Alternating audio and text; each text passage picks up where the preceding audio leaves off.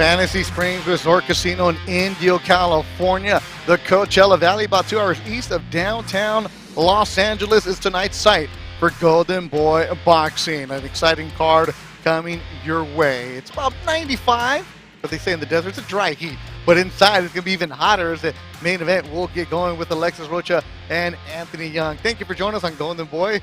I'm Beto Duran alongside Golden Boy fighter Jose Gonzalez, and we're about a half hour away from our first fight walking into the ring. Here on the Golden Boy YouTube portion, we're going to have 3 fights for you. The undercards, we're going to have 3 of them for you, streaming free. Then at 6 o'clock Pacific time on the DAZN app is when it gets going. That's when you're going to see the card with the main event of Alexis Rocha and Anthony Young. We'll also see WBO a minimum weight bout. And we'll also see Scrappy Ramirez and also Oscar the Duarte. But, Jose, let's get going with you. Alexis Rocha, you know him. You guys have been on the cards a lot, different divisions. But he's a young man that's been active in fighting. What do you expect to see from him tonight against Anthony Young? There's been a lot of build-up to this fight. They were supposed to fight earlier this year. That fight did not happen, and I feel like it's just going to make this fight that much better. They built up a little, the things got heated this week, and it should be a great fight. Yeah, it was a fight that was scheduled early in January at YouTube Theater. Young pulled out, as he said, he was injured the week before in sparring, and Rocha kept on with the card. He fought George Ashley and knocked him out at the YouTube Theater. See some highlights of Alexis Rocha of what he's been going through, and he's been putting on a show. Rocha, this is the one against Blair Cobbs. He took care of Cobbs, and that was the fight where it really got people going like, oh, he is back to being a player in 147-pound division. Yeah, Alexis, every fight he's been improving.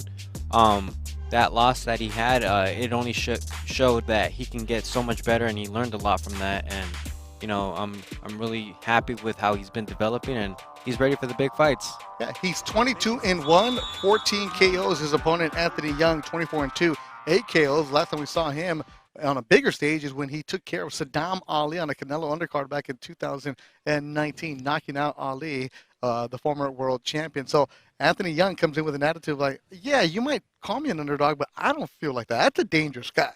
That's a dangerous opponent for anybody. A confident fighter is a dangerous fighter, so you can't count him out.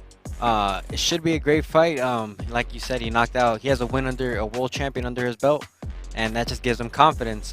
So I know Alexis is not going to take him lightly. This is a fight against Ali where he was a 13-1 underdog. He said he went and bet on himself. He said, that's all I do. You want to call me, you better make sure it makes money sense. He's a businessman, all about it. He knows all about Alexis Rocha. This was a fight that he's been asking for because he said he doesn't fear Alexis Rocha. So our main event is going to be a good one. That's going to be on DAZN with Alexis Rocha and Anthony Young. And, of course, we've been hearing a lot about Alexis Rocha. He was supposed to be the mandatory to Bud Crawford. Of course, we've heard now that that's not going to happen. But Alexis understands the business side. You, Jose, also you understand the business side. So how hard is it for a fighter when you think there's something there but not really? It's very hard because, as a fighter, you want to fight the best. I know Alexis's mindset's the same. It's a business, and at the end of the day, we know what it takes to get there, and you just got to deal with it and weather the storm. Yeah, you weather that storm. It's about not just being a pro in the ring, it's also being out of the ring. You and your brother, actually the entire Gonzalez family with Don Chuy, your dad, you guys make sure that you're in the gym every single day. It's that mindset that Alexis has, just like you guys. Yeah, it's a mindset, and you have to be about this life. You can't just say, I'm a fighter and then not put in the work. It's a lifestyle, to be honest, and you have to be willing to put in the sacrifices to get the results. And we'll see what happens tonight in the main event. The sacrifices have been put in, the weight's been made, but the business side is a little different. And when you're trying to climb up and get a belt, the rankings help. And for more on the rankings and what's been going on with Alexis Rocha, let's go to the third member of our crew, Sofia Gutierrez. That's right. Big night for Alexis Rocha and Anthony Young. Santa Ana's very own Alexis Rocha is currently ranked on Ring Magazine's top 10 list. He was supposed to be the mandatory for Terrence Crawford to get a title shot at the welterweight WBO title. However, we just learned that Errol Spence will be facing Terrence Crawford. However, so that fight with Alexis Rocha will not be happening. But he's keeping the ball rolling, and he keeps getting asked about the Terrence Crawford fight and the what-ifs. But he says he doesn't care. He's only focused on one thing and one opponent only, and that person is tonight. A win tonight for Alexis would mean one step closer at getting that title shot. So let's see what both fighters have in store for us tonight. Back to you ringside. Yeah, and Sophia will be joining us all night here on the broadcast, getting interviews with the fighters to give us more perspective of what's going on in the corners during the fights. All right, so that's the main event. It's Alexis Rocha, Anthony Young, and of course the DAZN broadcast gets going at 6 o'clock. We're working towards our first fight, which will be at the bottom of the hour, 4:30 Pacific. You're going to see the first fight of the afternoon here on YouTube. I mentioned here on YouTube we have 3 fights for you. You're going to have young prospects making their way, guys that, when you start fighting, Jose, there's nobody in the building, but you got to get it done. It's also fun, though. It's very fun. You kick off the show, you set the tone. Like you said, there's nobody in the building, so it's kind of, I don't want to say hard to feel that motivation of the crowd, but you just got to get in your zone. And you gotta put on a show. Yeah, and right now the doors are not open. That's why it's so quiet in the event center right now. And it's going to be Bazooka Sanchez, Leo Sanchez, trained by Joel Diaz from Cathedral City, the first fight at 4:30. And the reason we bring that up, he's only in his 4th fight. He's going to have his 5th. But tonight on DAZN, there's going to be history attempted as Oscar Collazo, El Pupillo, from Alta Baja, Puerto Rico, is going for a world title in his 7th pro fight. He weighs 105 pounds. Collazo is taking on the champion Melvin Jerusalem from the Philippines. Well, Collazo is an interesting fighter. He has a huge amateur background. And in this weight division, when there aren't that many champs, you can move fast. And Jose, you know this. Give me a fight anywhere. You have that same attitude. But when it's for a title, my goodness. That's that motivation. That's every fighter's dream to fight for a world title, and he's doing it in his 8th fight. 7th fight. 7th fight. Yeah. That's amazing, and good for him. And I'm sure he's gonna want to put on a show. Yeah, and he's actually the favorite in that fight. If you go to the Bet Online Sportsbook, you'll see that Collazo is the favorite when he takes on the champion Jerusalem, who's from the Philippines. Collazo, the last time we saw him on DAZN, knocked out his opponent to get to this fight. So he represents Puerto Rico very well, promoted by Miguel Cotto Promotion. So that'll be tonight, the WBO minimum weight. What is minimum? 105 pounds. Yeah. I know you and your brother Joe have a lot in the amateur scene, and you see 105 pounders are usually 12, 13 years old, 12, not 26 years old. I was 14 years old when I was at 106 pounds, and that wasn't even 105 pounds. And now, if you would have stayed that way, Joe, we would have you as a world title shot. I was 5'4", 5'5", so exactly. Can't make that now. People were listening and were like, wait, 105? Yes, 105. And these two guys will go back and forth, a lot of action. That has the ability to steal the show. And for more on Collazo's quest for a world title and trying to make history, especially for Puerto Rico, let's go a special feature that we call World Title Bound. Ever since I can remember, I always dreamed to be world champion. I'm Oscar Collazo, and that title is coming back to Puerto Rico. El hijo de Villalba, Puerto Rico, el invicto, Oscar, el pupilo Collazo.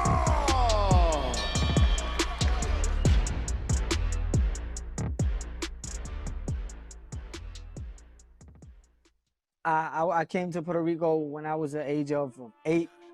I started playing baseball. It was my like #1 sport. It still is. Either way, I'm boxing, but I love the sport of baseball. I think that love of boxing came from I had to fight every day with the same person. It's like a bully. The same person every day. When sometimes I got hit, sometimes he got hit. And growing up like that, and in that situation, I had to learn to defend myself. My mom is Oscar de la Hoya is his favorite boxer, and I was born and she named me from Oscar de la Hoya. And look at that, I never knew that I was gonna be a boxer, that I was gonna be part of Golden Boy, and it's something like it's a dream come true. I'm destined to be world champion, to be where I'm at right now. I studied medical technology in La Católica and Ponce. It was very complicated. I had to think through what I wanted for my future, but the path went through boxing. My amateur career was very important for all this professional boxing. It made me open the doors that where I'm at right now. I have more than 150 fights. I went to Central American, the World Championships, the Pan American Games. The most standout I have is I had gold. I had one gold in the Pan American Games in Lima, Peru in 2019. I want to make a statement. I want to be the first one. I want to make history, and this is the first step of making history, being the first champion from Villalba.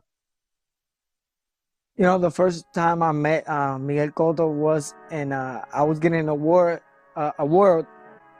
from 2019 Boxer of the Year, and it was dedicated from him, all the scenario. And I had the first picture with him, and I never knew I was gonna sign with him. I never knew he was gonna see me train one day, and I never knew I have his phone number at my phone. You know, a Hall of Famer is a great privilege. It's a good feeling. Have the influence of Miguel Cotto Promotions have me in this route of my championship. Well, I do a lot of studying in boxing, you know, and of my weight classes. And I studied the record of Alexis Sanchez. I know him. He's from Ponce. I wanted to break that record that he got. I respect him a lot. You know, he was a great fighter. It's a lot to say because a lot of Puerto Ricans don't do that. The only person that did that, Alexis Sanchez, in his 12th fight, he went champion. So I'm very privileged to be in this route with my 7-5 making history. I literally fought every style that you can mention. You know, a smart fighter, a rough fighter, a strong fighter, different the country, Japan, Uzbekistan, and Europe. I saw every style and I fought every one. And now when I fight, I get better and better and better. And it's different. It's different from them to study me. And I know Melvin. He's a one station fighter, and I think it's a huge advantage. Me going 12 rounds with Victoria Saludal. The style is pretty much the same because they both from the Philippines. It's gonna help me a lot for this fight. I fought the best. I'm in the rankings. My team supported me. My promoter support. You know, and I think it's destined to be. You know, I think I earned this fight. And I'm going to show everybody May 27th that I'm going to be world champion.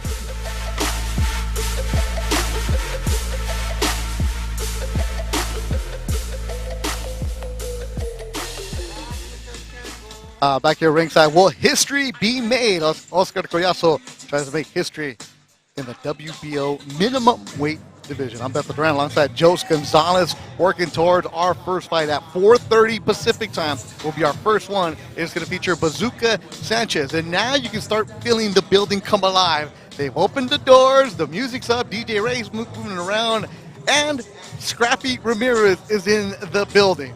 And you're looking at him, you're like, I don't like that guy, I like that guy. Scrappy Ramirez is going to be the opener on DAZN. The super flyweight is 11-0, 8 KOs. And I like him because he's good for the sport because he makes people aware. Yeah. You talk about energy. That dude is full of energy. He brings all the energy. You know, each time he fights, it's a big event, and like I said, he brings the energy and he's exciting. He knows how to promote himself for a young man who started boxing at 20 years old. But at the same time, though, Jose, there's a lot of guys in boxing that'll talk. But this dude puts in the work, and you got to respect that. You got to respect that. He talks the talk and he walks the walk. You know, he puts in the work. And he gets the outcome in the fight, so you got to respect that. And he's going to be taking off Fernando Diaz from Riverside in a good scrap. Diaz has gone up against some good names in the division, while Scrappy, he knows that, hey, his last performance, went 10 rounds, he needed the work, but he trains at Brick House Boxing, same gym as Zurdo Ramirez, and he's confident in his abilities that he feels like he can make some noise at 115 pounds. So that's going to be the opener for DAZN at 6 o'clock.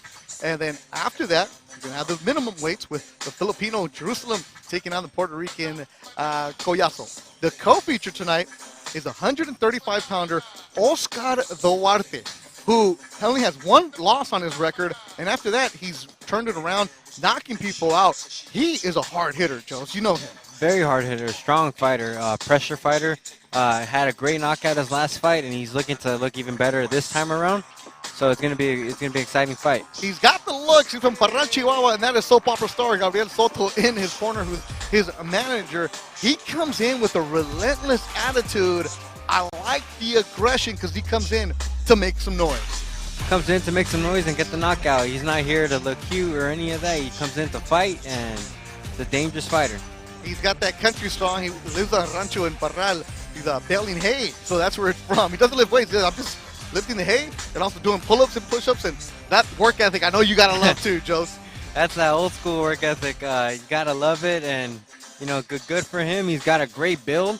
Like I said, a strong fighter. 25-1-1, 20 KOs for Oscar Duarte. He doesn't have a nickname. He just comes in to fight a kid who we didn't know him because he showed up at the Velasco years ago, back in 2015, as the B-side for a 4-rounder, knocked out a guy. They brought him back, knocked out another guy. Now he's the co-feature on DAZN. And Duarte making noise, much like how Camarón Cepeda came out of Mexico, worked his way up, and now you're like, whoa, that's a guy like Oscar Duarte has the same type of story, but Duarte is a fighter.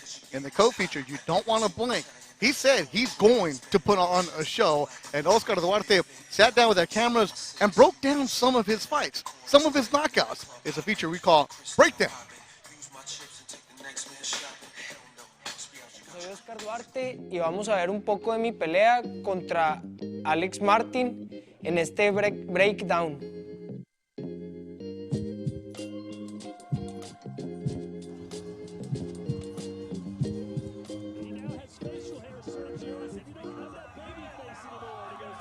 Fíjate que ahí al entrar empecé a sentir el apoyo de la gente gritando Oscar. Oh, me acuerdo de las gradas que empezaron a hacerle así y eso como que me llenó de energía para salir con ganas. Sergio, what is the key for Duarte to beat Marshall? Well, Duarte has heavy hands. He's a pressure fighter, but he's patient with it, very responsible. Hands up, elbows tucked in. He does not waste punches, and he has very sneaky uppercuts once he's on the inside. Early in this fight, it'll be smart of him to hit him at the shoulders and bicep. Oh, right hand scores for Martin. Fíjate que para mí empezamos rápido. Mi plan era presionarlo desde un principio y así fue, fui a presionarlo. Ahí en ese segundo round lo lastimo al finalizar el round. Pero la verdad que un gran peleador, Martin, de mucha experiencia, es muy rápido, entonces me ayudó mucho a utilizar mi reflejo en esta pelea. Y mi juego de piernas tuve que usar, no se ve tanto ahí como estaba cortando, pero estaba tras de él, cortando el ring porque se movía muy bien. Sí. Ahí mi golpeo al cuerpo fue clave. Siento yo que por sus habilidades que él tiene de lo rápido, mi golpeo al cuerpo siento que le fue quitando piernas y rapidez. Y ahí que se me empezó a quedar un poquito más parado, pues ya fue cuando lo empecé a agarrar con mis contragolpes. Mira, ahí sigo trabajando al cuerpo. Pero la verdad que un guerrero Martin, un peleador muy inteligente.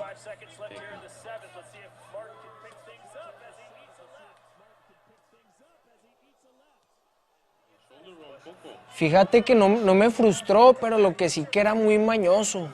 Sentía yo que, por ejemplo, me hizo un corte aquí en el lado derecho, fue un cabezazo. También me estuvo pegando abajo del cinturón. Entonces, su hombro no me frustró porque yo sabía que iba a sentir la pegada, iba a tratar de cubrirse él de cualquier forma. Y haz de cuenta que el plan fue el mismo, cuerpo. Y ahí en el octavo ya lo traía acabado al cuerpo, ya no quería nada. Entonces pues ya nada más era cuestión de tiempo, exactamente. Y si te fijas me fui poniendo con la preparación que hice, cada round yo me ponía más fuerte. Y ahí fue que logré conectarlo.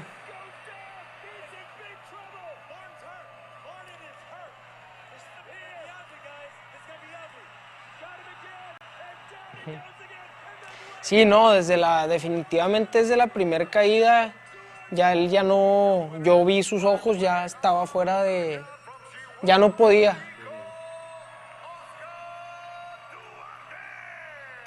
Qué padre se siente eso, o sea, escuchar tu nombre así. Sí, más que nada que cuando escuchas que la gente se te entrega, o sea, que sabes que hiciste un buen trabajo y diste un buen espectáculo, la verdad que eso no tiene precio, el apoyo de la gente. Sí. Muchas gracias a toda mi gente por ver este breakdown de mi pelea contra Alex Martin e invitarlos a que no se pierdan mi pelea este sábado 27 porque Oscar La Migraña Duarte va con todo.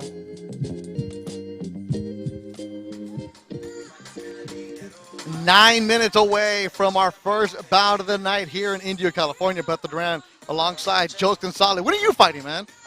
I don't know. I'm staying in the gym. I'm staying ready. That's all. Right. Well, then just don't start punching me or anything like that, because actually that'll be good for the Golden Boy social media account. But I don't we can start off the show. And I just don't want to break your hands.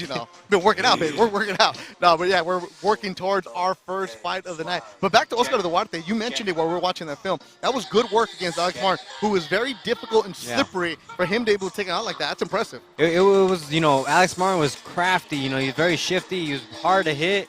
And he was boxing well up until he got caught. The ultimate difference in that fight was the power that we mentioned from Oscar Duarte. And Oscar Duarte will be the co-feature tonight. He said he's expecting to make it an early night, and that'll be a good one. All right, so what's going on here?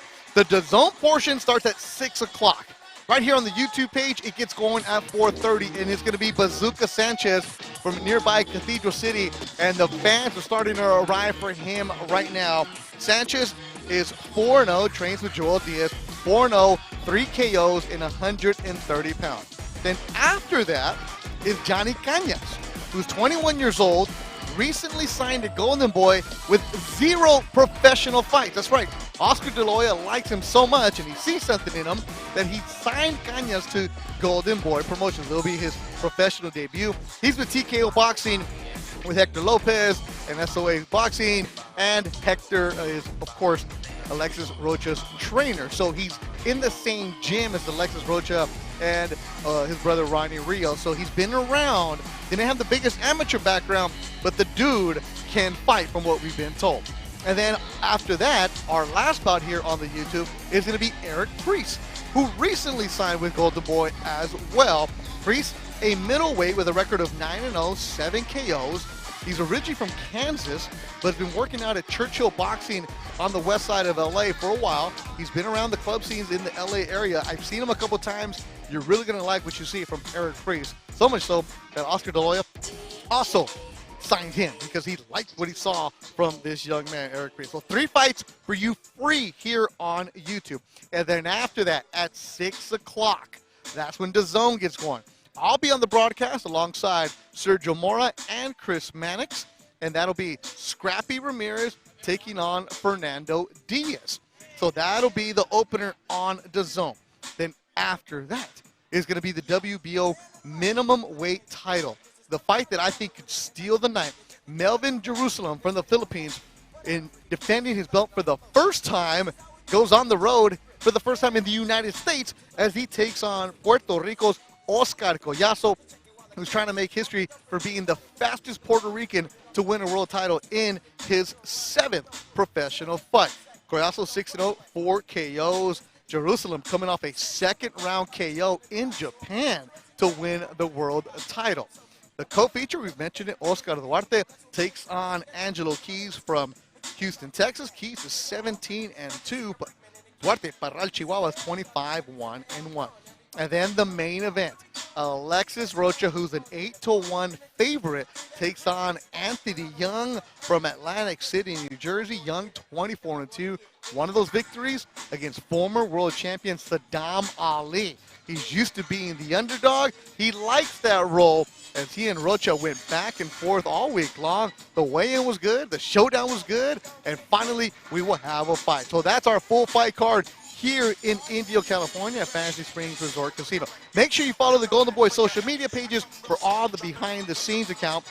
Good videos from Larry. Fantastic photos from Chris Escada.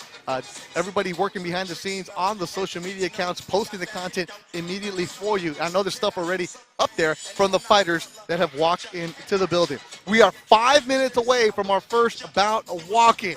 So Golden Boy has been busy. Yes, we have a fight today, but it's also Golden Boy Fight Night, our awesome Thursday night show that we do here in India, where you're giving the young prospects an opportunity to get onto the big stage. And June 8th, that's right around the corner, right? That's like tomorrow? Like 2 weeks away. Man, Less than 2 weeks away. We'll be back here on June 8th. Let's check out the promo for that video and the fight that's going to happen right here on Thursday night.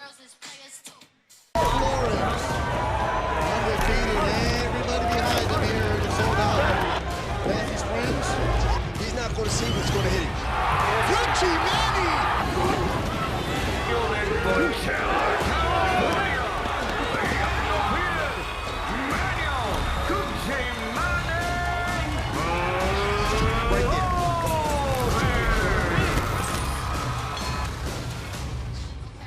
Gucci Manny Flores will be the main event on Thursday night. Golden Boy Fight Night also recently signed to Golden Boy along with his brother, or his cousin, Grant Flores.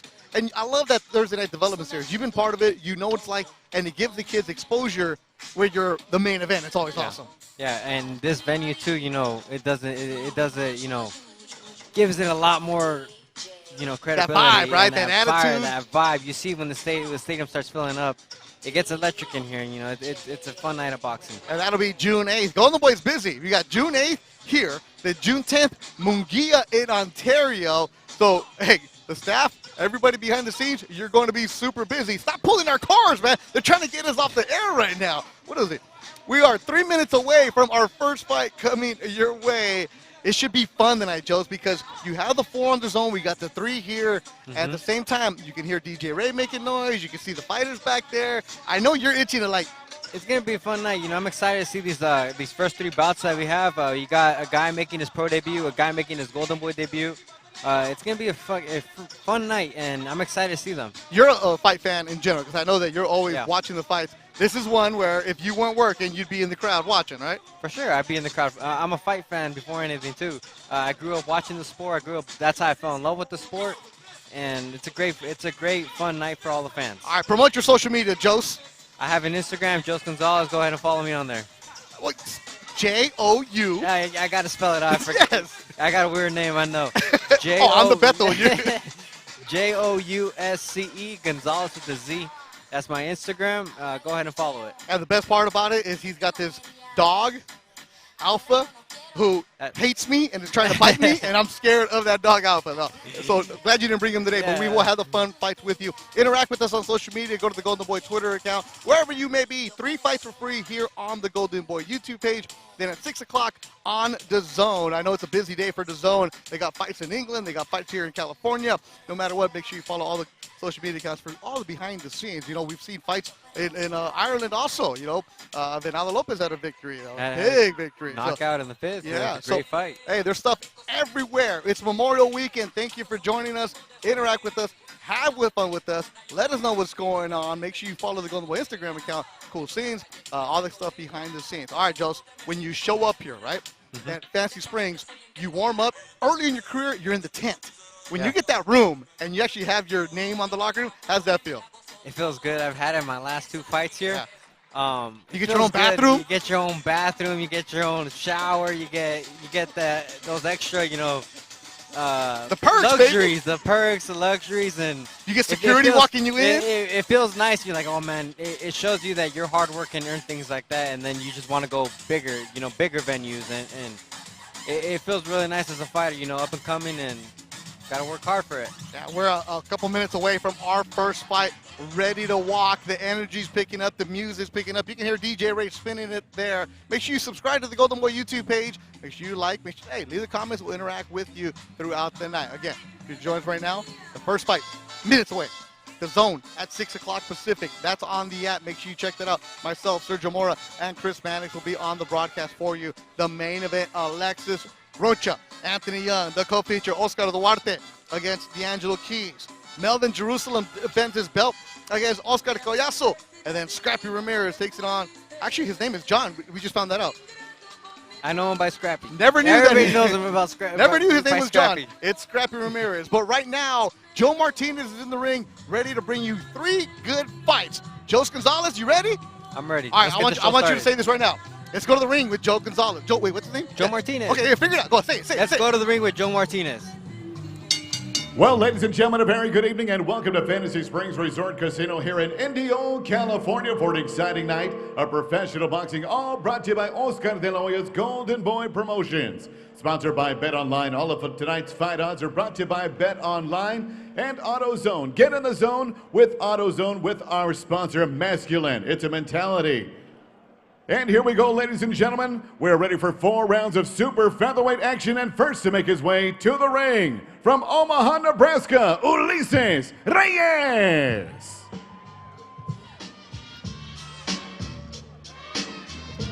Ulysses Reyes, fighting for the first time in California, from Omaha, Nebraska, but he's got roots in Guerrero, Mexico. He's enjoying the attitude coming out.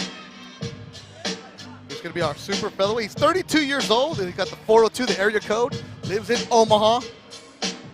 Works in construction. I was like, hey, where were you been, man? How come you weren't fighting? He's like, life. He goes, I've always been in the gym, but I got to provide. I got to work.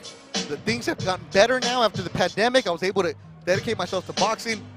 And here I am as a pro. So he's 1-0 with 1 KO. He's looking to make an opportunity for himself tonight. We'll see if he can do it. He's got a tough task.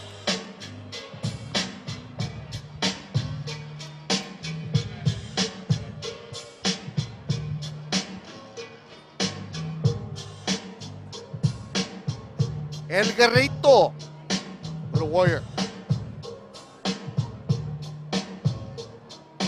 DJ Ray letting the. And next to make his way to the ring, fighting out of the red corner from Cathedral City, here is Leonardo Sanchez. Joel Diaz training camp.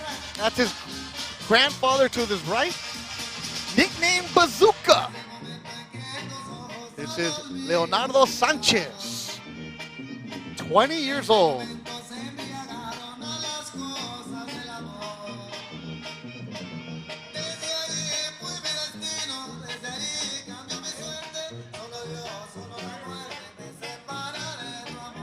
A ring walk that he made many times as an amateur. Here they have the Desert Showdown. Here he is now as a pro. I fought at the Desert Showdown a few times. That's when they have like, what, 4 rings out here? Yeah, 4 rings. Now you're the only one here, Bazooka.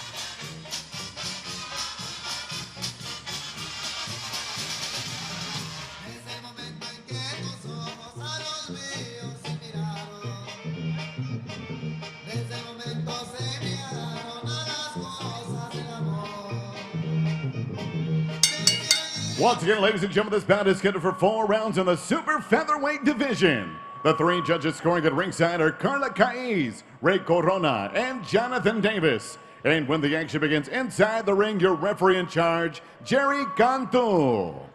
Introducing to you first, fighting out of the blue corner, wearing white with blue and yellow. He weighed in 129 pounds. He enters the ring tonight for the 2nd time, looking for victory number 2 from Omaha, Nebraska. Here is El Guerrerito, Ulises Reyes. And across the ring stands his opponent, fighting out of the red corner, wearing black with gold. He weighed in 130 pounds even. In 4 professional fights, he stands perfect with 4 victories, 3 wins coming by way of knockout. Here's the undefeated super featherweight from Cathedral City, California, Leo El Bazooka Sanchez.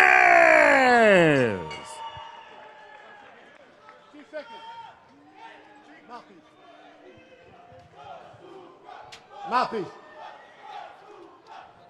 Gentlemen, you were given your instructions in the dressing room. I want a good, clean, hard fight. You will obey my commands at all times. Touch them up. Good luck to both of you.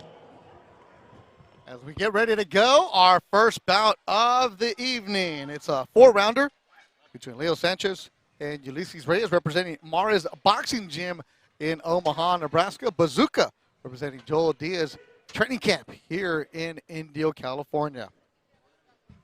Jerry Cantu, the third man in the ring, and we are ready. Our first bout for you here on YouTube. Bazooka in the black, a southpaw stance. Coming off a second round KO in April. He turned pro last year. His pro debut last July went the distance. That was at the top of the show, the Doubletree in Ontario. Then after that, he's been knocking people out. He lands a left hook right away. What's it like for a young fighter, Joseph, when you're the first bout of the night? It's exciting. You want to start off the show, start off with a bang. I'm sure he has those jitters, but in the pro ranks, you got to just keep it calm and feel him out. And he tags him with the left right there. They're exchanging hooks. A lot of the times, too, when you have a southpaw versus an orthodox fighter, you got to watch out with the headbutts, too. Ooh. Bazooka landing his left hook flush here in the first round. He's got Miguel Cotto Promotions on his side. He's actually fought in Panama. So he's got people behind him. It's the young 20-year-old Leo Sanchez. Body work, you can hear the thud from Sanchez in the black. Left hook. Nice solid left hook right there. I would like to see Sanchez work off more the jab. Work the jab, set him up from the outside. And body shot got him. Reyes gets tagged on the right side of the body. A body shot drops him here early in the first. He's got a minute 26 to survive. If you're Sanchez, what do you do? Hold, move around the ring, gets close, can't get your distance. And he's not doing that. He's trying to trade with him, and he's getting tagged upstairs. And right here's where you should start moving again and survive the round. Oh. Sanchez still looking for that body, man. you know. He's Sanchez in black. A minute to go in the opening round. Stalking is Sanchez. Here's the holding you were talking about. He's still looking for that body shot. I would try faking him around and coming up top of it now. Another good body shot. You land one, go to another one, right? Yep. If he's not stopping it, keep doing it. Break it, break. No knockdown. No, don't push. Slip. Push.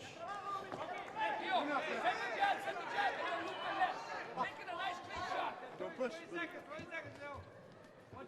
Opening round. Leo Bazooka Sanchez looking strong.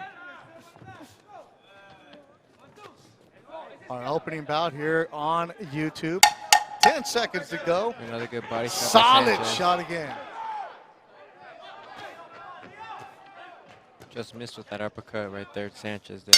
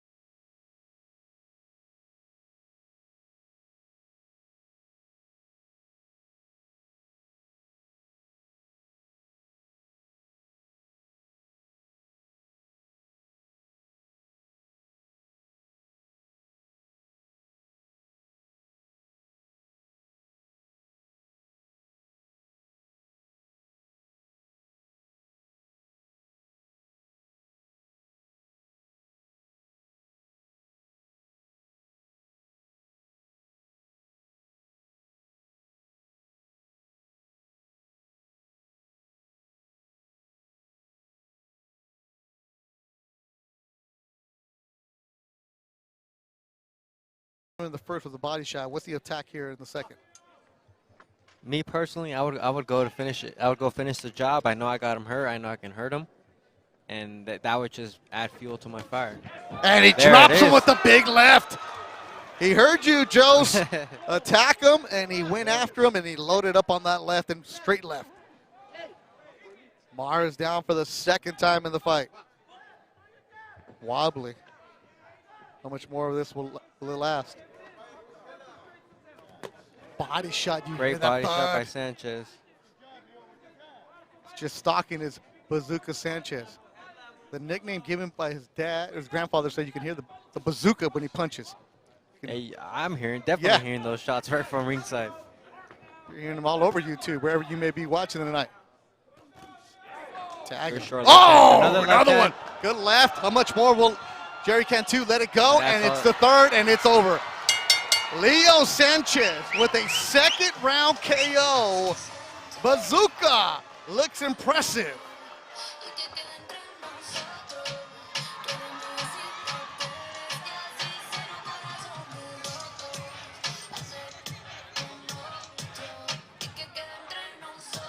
Abraham Gonzalez, an excellent boxing scribe, watching it, tweeting about it. Abe, I think we need a story on this. Bazooka Gonzalez continues to jump and attack, a young man to watch out. He's now 5-0 with 4 KOs. That was impressive. That was very impressive. Started on the body, and he made his way up top, and that's how he got the knockout. Great win by, great showing by Sanchez. And we'll look at some of the replays coming up. As there's levels to it, and you saw Sanchez right away. Sanchez was working that left overtime. And that's where Jerry Cantu smartly stops it. I'm not trying to sound like that old man saying, get off my lawn, but I like that Sanchez isn't jumping up and down, partying, celebrating. A lot has to do with the trainer, Joel Diaz. It's the same way your dad would do it, don't Chewy? Joel Diaz, I'm sure he keeps them disciplined, and you know, there's always room to grow, and he keeps them humble. Well, he did what he was supposed to do, didn't play with his food, and attacked. You never want to play with your food. You never want to give anybody a chance in this sport. Anything can happen. And, you know, great win by Sanchez, and he's probably going to look to get back in the gym as soon as possible. There's Joel, Tonio Diaz, his grandfather, everybody in his corner. And I have a feeling he'll probably be back in the gym Monday. Monday for sure. Joe Martinez, make it official. Ladies and gentlemen, the end comes officially. 1 minute, 1 second, round number 2. Referee Jerry Cantu puts a halt to the bout. Your winner by way of knockout and still undefeated, Leo El Bazooka Sanchez. He's now 5-0. Bazooka Sanchez.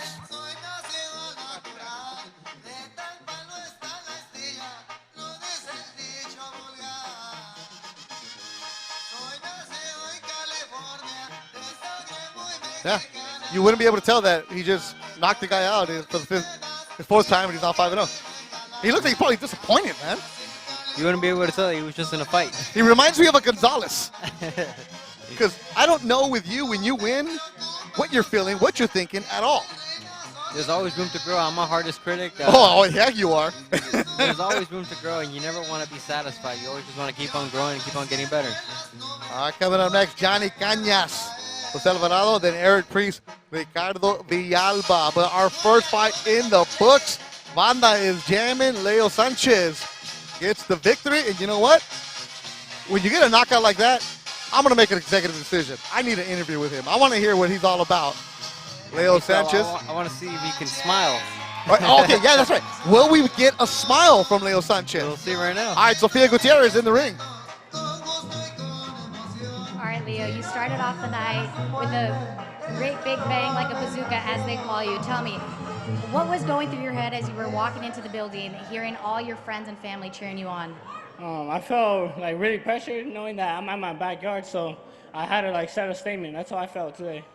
And this isn't your first time getting a knockout in the second round. Talk to me, how did it feel connecting those uppercut punches?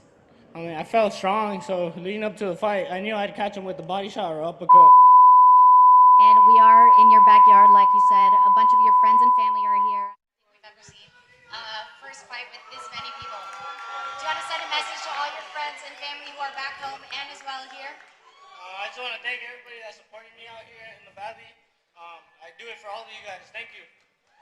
Thank you. Congrats on your win. Back to the ringside.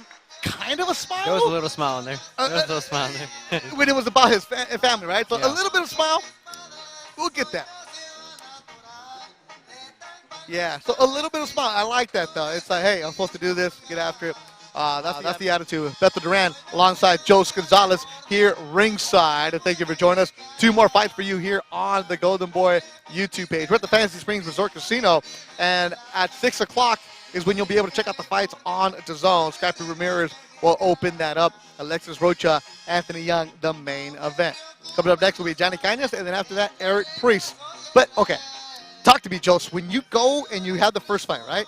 You've done this. You've been here, the first fight of the night. You go back there, doctors look at you, and then what? Do you leave? Do you go? What do? Do you stay for the fight? And you come say hi to everybody that came out to watch you. That's probably the best time, not the fight itself, but just seeing everybody that came out to support you in your dream. All right, so you come out, you support her, everybody's there for you, and then you're like, leave me alone. No, and then you go eat. then you go eat. Then you go At the same time, we're fighters, but we're human too. All right, what do you eat afterwards? I love sushi. Sushi? I love sushi. I go straight to my sushi, or I go to my Starbucks. Those are my go-to right there. You're like a 45-year-old man, because that's exactly what I do. Sushi and Starbucks. My two favorite things. Yeah, there it is. I don't know what we're supposed to be doing right now, because the DJ is just blasting inside here. DJ Ray is so loud. So if Bobby could give me an idea of what we're going to do right now as we wait for Johnny Cañas and Jose Alvarado. All right, so there's a fight July 8th. Let's check out that promo.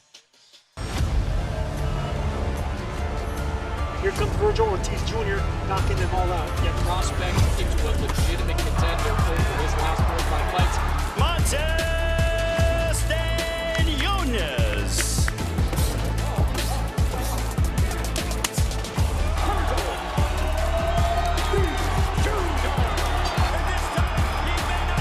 Years old, Ortiz Jr. has his eyes on the prize. He wants to be a welterweight champion.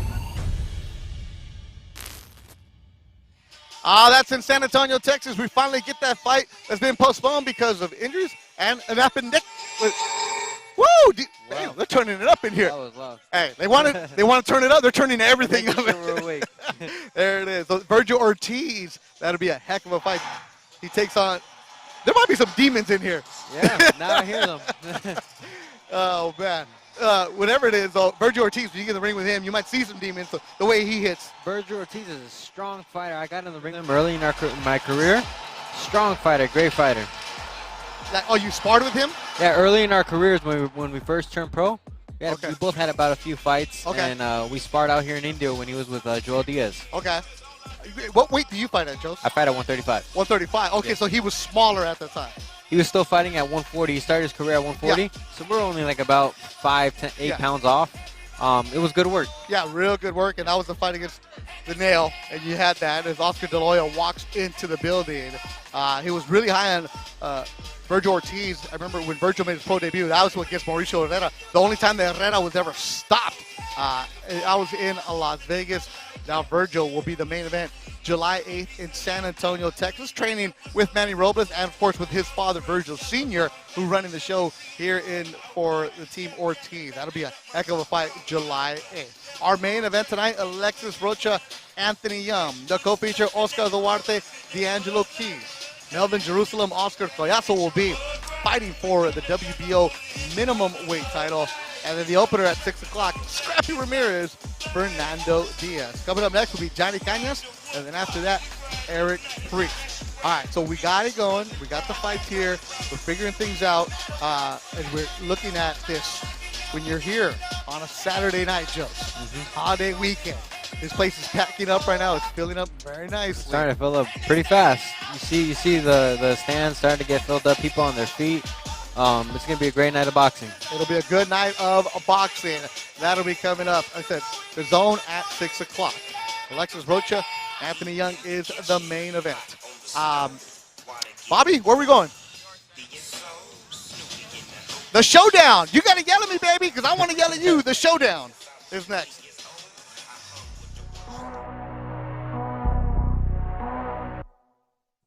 Welcome to the showdown. I'm your host, Beto Duran. May 27th, Saturday of Memorial Weekend, the welterweights will go at it live on DAZN. Alexis Rocha from Southern California taking on Atlantic City's Anthony Young. Lex, I'm going to start with you. How many times did you think I'm fighting Young? Yeah, second time. First time we're supposed to fight January 27th. He pulled out. Now we're here. Second time. You pulled out? I got hurt. It's a part of boxing. I had sparring some wild guy, headbutted me, put 2 9 space fractures in my nose. Extremely painful. I thought I could go through with it. I went to spar again, and the pain was unbearable. And I'm like, I'm fine. I'm sparring somebody lesser than my opponent. So with no headgear, 8-ounce gloves, I know it's gonna be a lot more painful. I wasn't able. Come on now. How hard are you gonna go when you're a week out of your fight? He pulled out on a Saturday. How are you gonna go hard the last week? Saturday before the fight? Before the fight. How are you gonna go the last week hard? That's my last day. Why would you even consider going hard with the Wild guy? Last day sparring. I didn't. One, he was a big guy, and I know he was sparring. First off, why would you go? First off, I got the fight 4 weeks notice. They called me that fight. So did I. I got the same exact time frame you did. You just got out of a fight. You just fought. You've been active. I had a vacation on right after that. You've been active. So you had a big active. You knew about the fight already. I didn't. I didn't know I'd fight anything at all. You signed the Golden Boy. They telling you when you gonna fight, when you scheduled the fight. I get a call. Look, Ryan pulled out. Weeks notice. Ryan pulled out. It was the Ryan. I was the next one to be. They needed a main event. I was already on the card. I was not on the card. I was already on the. First of all, I was on the card. They called me early morning to fight. I said yes. I don't care who it is, where it's at. Give me 5 weeks. I'll prepare myself to the best I possibly can. I stay in the gym. 5 weeks. Okay, so when they called you, did you jump at the chance? Absolutely. Why? I jumped right on it. Why? Because he ain't a world beater. He's good. He's been moved right. You look at his resume. You look at my resume. Who has he really? You can't compare. How? You fought Saddam Ali. Granted, he's a former world champion. He was halfway retired already. That wasn't my fault. Beto just said he just cut me in weight. That was. You fought a shell of Saddam Ali. I probably did, and I smoked him. I ain't go. As you're supposed to. Why? As you're supposed to. How am I supposed to? When I was at 18-1. A man that's 50%, you want to go in there and beat him. 18-1 under the 18 to 50. It don't matter. They knew that. If obviously he was making the sports bookies, they all knew that. To 18-1 underdog, and he got smoked. Like, well, I'd be one thing if I beat him in a decision, majority decision. I smoked him. It ain't even look good. I beat him worse than Munguia did. So you're the underdog then. Yeah. You're the underdog again. Yeah, underdog all the time. I'm always the underdog. So what are we looking for? A win. A win? Yeah. I look at him.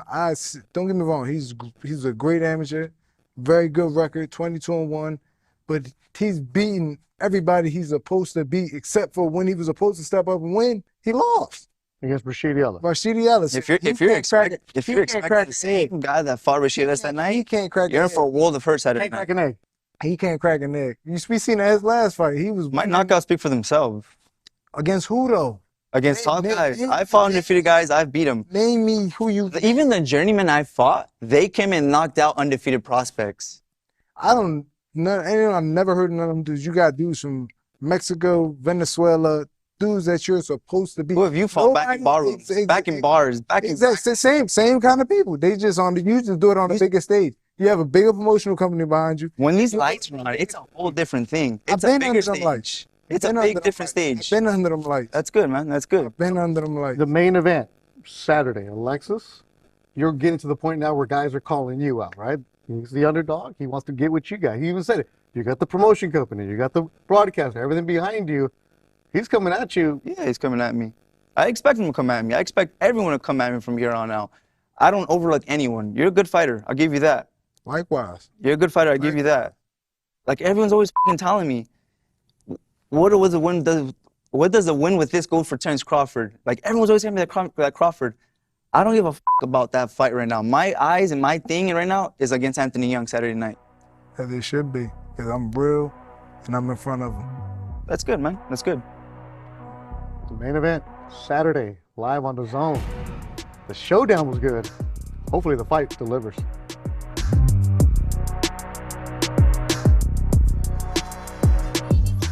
Those are fun to moderate because I ain't gonna lie. I twist a little bit, like I get out of there. But that was one like you felt that. Okay. You felt that tension in that room. Yes, you did. Felt that tension. And I wasn't even in the room, and I felt the tension. Yeah, with respect, though. Con todo respeto, they would say, they respect each other. They respect each other's skills, and they're gonna come at their best. But they're also very confident. Yeah, it's Both that competition. It's gonna be a great fight. Young is no pushover. He's used to being the underdog. Doesn't care about the odds or none of that. He's coming with the mindset that he's gonna win. Rocha wants to get bigger fights after this, so he knows he's got to come out here and take care of Young. It's gonna be a great fight. That's our main event later on tonight on DAZN. Coming up next, though, Johnny Cañas, Jose Alvarado. Then after that, One more right here on YouTube. Eric Priest, Ricardo Villalba. Make sure you follow the Golden Boys social media accounts, Twitter and Instagram. Interact with them and let us know where you're watching from, what are you doing, and who you got tonight. And, of course, the DAZN broadcast gets going at 6 o'clock. I'll be on this broadcast with Chris Mannix and Sergio Mora starting at 6 live on DAZN. You know what? We haven't said Joe Martinez's name in a while, right? You know what? Listen. Here, go ahead. Say it. Talk to Joe. Let's send it over to Joe. And here we go, ladies and gentlemen, 4 rounds of action. This in the super lightweight division. And first to make his way to the ring, here comes Jose Alvarado. All right. You talk about a dude who's like, I don't care what's going on. You know, and these are all grown men. I'm hitting them here with bottles and bricks like. Jose Alvarado, Puebla, Mexico. Nickname, El Loco. L-O-K-O. Got to make sure you spell it with the K, Jose. He showed up with gloves. That's what he showed up with. He showed up with his gear. He doesn't care. 1-7, and he'll do whatever he wants inside of a ring. Doesn't care. He's here to fight. He's just here, you know, to box. Look at him in the ring. He's partying, son. He's partying. Feeling himself. El rockero. Que viva el rock. Yeah, he's feeling himself for sure. Oh, he's about to feel some punches. And his opponent, ladies and gentlemen, ready to make his first professional ring walk into the ring from Santana. Here is Johnny Caña. Ah, so you have the rockero, and Jose Alvarado, and now you hear Me Vale. Johnny Cañas with Maná coming out. Loosely translated, I don't care. You got a Spanish rock concert breaking out here tonight. Picked a great song. And he has a lot of people here for his pro debut.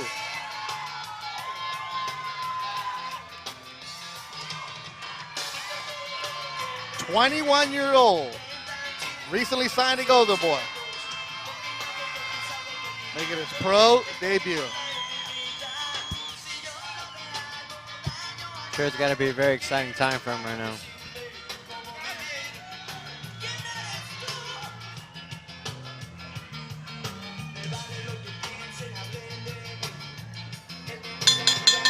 Once again, ladies and gentlemen, we are set to go 4 rounds of action. This in the super lightweight division. The 3 judges scoring at ringside are Carla Caiz, Jerry Cantu, and Jonathan Davis.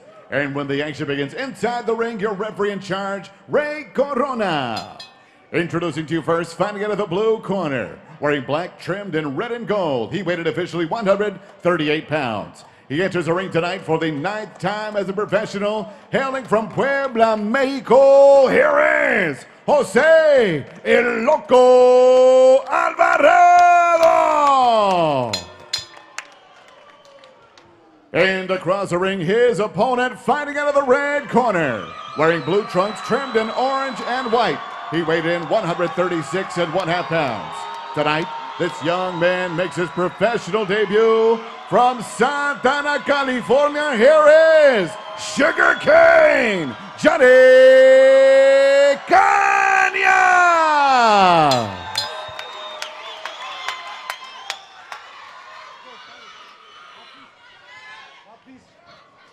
Aquí está bien. Right here is good. Touch gloves if you want. God bless.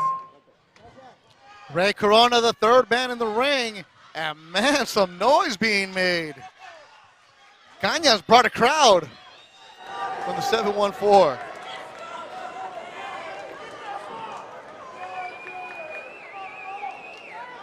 And Loco takes a knee. He's ready to attack. He lessens himself. I guess not. You better protect yourself. You better be ready to fight. Cañas does a lot of sparring with Robert Garcia's fighters. As Hector Lopez's trainer will take him out there. So he's gone up against a lot of pros as Loco's big winging punches. And Cañas attacking. He's 6'1", 136. Very tall for that weight. Very tall. That's your weight. And you're tall for your division. division. I'm tall for my weight, and he's taller than me. He's only 21. So I'm sure his body's going to fill out a little bit more the older he gets. Introduced to the sport of boxing by his mom, his Cañas, because at 16, he wasn't exactly doing well. And he was fighting in the streets and in school, and his mom said, you need some discipline. Took him to TKO boxing with Hector. He said, and boxing has helped straighten him out, put him in the right path. And here he is as a professional, signed to Golden Boy. Making his professional debut. Much like what you guys do with your gym, Jose. Yeah, we got a lot of kids that, oh yeah, he has a bad attitude. He has problems at school, and they come into the gym and we straighten them out for sure. The discipline that boxing provides, and right now Cañas is trying to load up on his punches, as Loco knows how to survive. Loco's trying to bait him in. Yep. Loco does not care. Talk to him, and he's like, "This is fun. What time is my fight on?" Like, because I can tell my people. I think he was even talking in the ring right now. Oh, absolutely.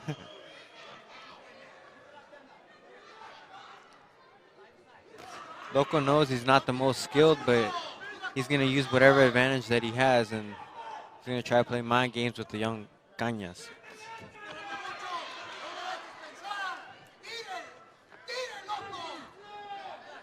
You hear the body shots You from hear Cañas. another body shot.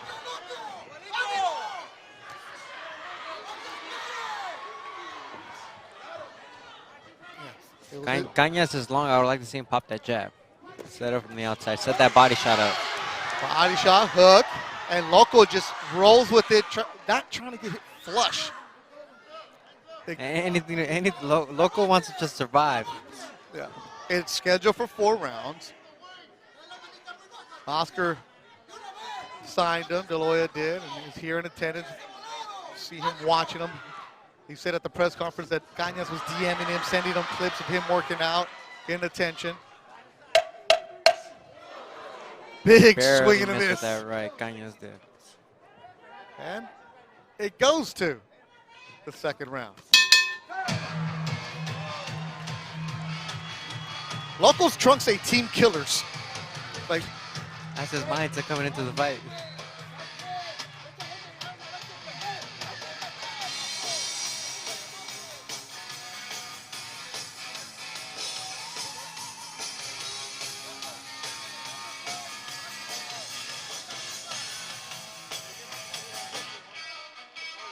so Panama jamming for you.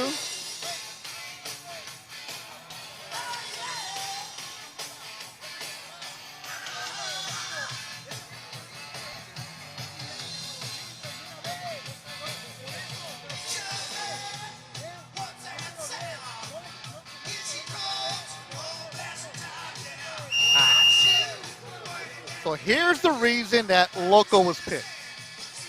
You're like, okay, come on, man. He's 1-7. This kid's making a debut. This ain't right.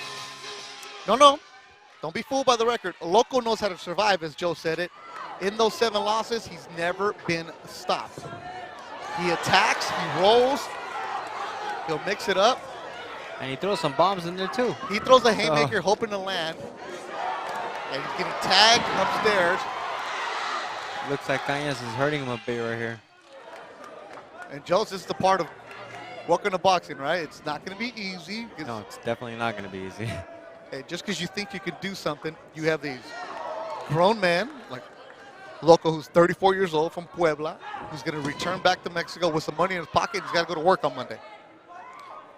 You know, that's the lifestyle they live. They go to work, go train, look for an opportunity, hope they get a call. And him putting up fights like this where he survives will definitely get him a call back. And they don't care that you have a contract. They don't care that you're a about stand the contract. They don't care about that you're undefeated. They don't care about nothing. Big right hand from Cañas. And immediately Loco holds on. He Veteran knows what to move. Veteran move from Loco. Yeah, everybody loves the 15-second knockout. That's great for Instagram, but getting around is important. Very important as a development as a professional fighter. Cañas trained with Alexis Rocha in the gym with him. Rocha, after the pandemic, mentored Cañas. Cañas, he would go to the gym but not really take it serious, in and out of the gyms at times. Rocha told him, after he picked him up from a construction site where Cañas was working, 18 years old. Like, what are you doing with your life? You have a lot of talent. You have a lot of ability. You should not be working construction. Take it serious. Go to the gym. Run every day like you're supposed to. Be a pro. He said that mentorship from Alexis, who still talks to him in that manner now, said is really important for him in deciding to take boxing serious. As a young fighter, you know, if you have somebody like that in your life, it's a blessing, to be honest. He's got Alexis, who's been there, done that, and it should definitely help him along the pros. But you got to listen, right? You definitely have to listen. I mean, people can tell you what you're supposed to do and what you're not supposed to do, but at the end of the day, you can only decide whether you want to do something or not. Cañas is looking good against an awkward opponent who just keeps turning. Awkward veteran. One of those fighters that just knows how to survive. Weird angles. Like, you don't see any of this when you spar. No, you can't simulate this. This is just, you know, one of those awkward fighters that you can't emulate that. All right, we head to the third. Here, Golden Boy, working towards the main event of Alexis Rocha and Anthony Young.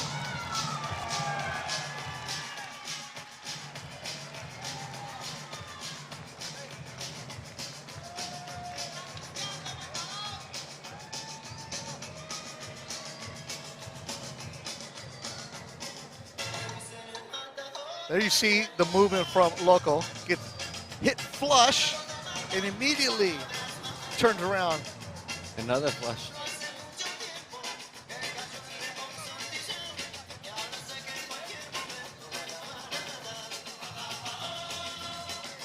Fabuloso Cadillac's jamming. Good thing. Matador, which is kind of what Loco's doing a little bit, right? He doesn't want to get hit. Definitely playing that Matador card, waving that red flag at the bull. All right, we go to the third round.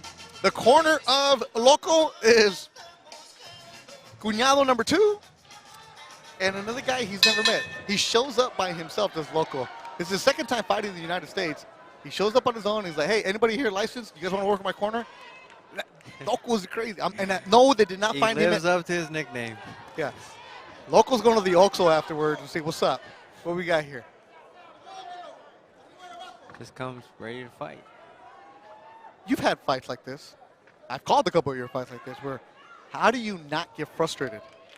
You just got to maintain your composure. These types of fights, you know, they don't make you look as good as you are because you get an awkward fighter in there, and it's frustrating, but you got to stick to the game plan. Also a guy who's not trying to mix it up with you.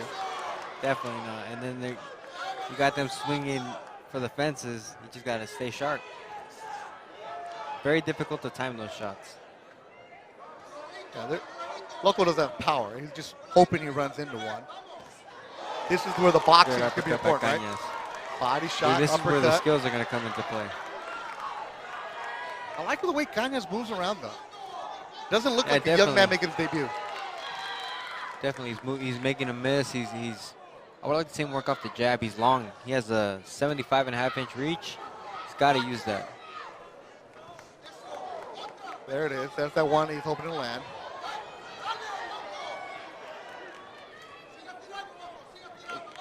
Local, guys like him, the backbone of boxing. Weak Sauce Radio appreciates you guys. Hey, Marquise. that was the headlock right there. But this is what they do. Yeah. And this is what you have to learn Anything to get under the skin of the better fighter. Yep. Like, man, look, I know you got the fancy shorts. I know you got Jimmy Humilde sponsoring you. I know you got the nice boots. But I'm here to win. I don't care. And this is where Cañas just needs to stay himself, right? Hey, you just gotta stick to the game plan, stay disciplined with your shots, and don't let your emotions get the best of you. Now Loco's a southpaw. He's not a southpaw. He just turned southpaw. Yeah, he's just a weird, awkward fighter. Very dangerous. That was that jab. Cañas has popped from what Ronnie Rios and Alexis Rocha told me. He's gone to spar some of the better names in Southern California gyms.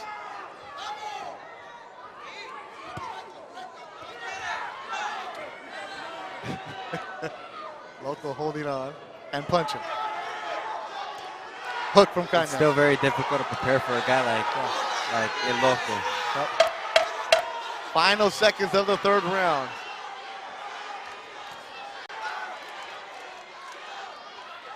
Loco keeps coming.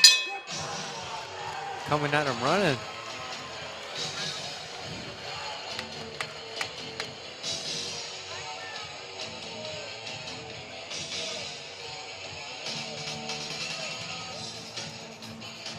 I wonder if we can talk to Loco right now, huh?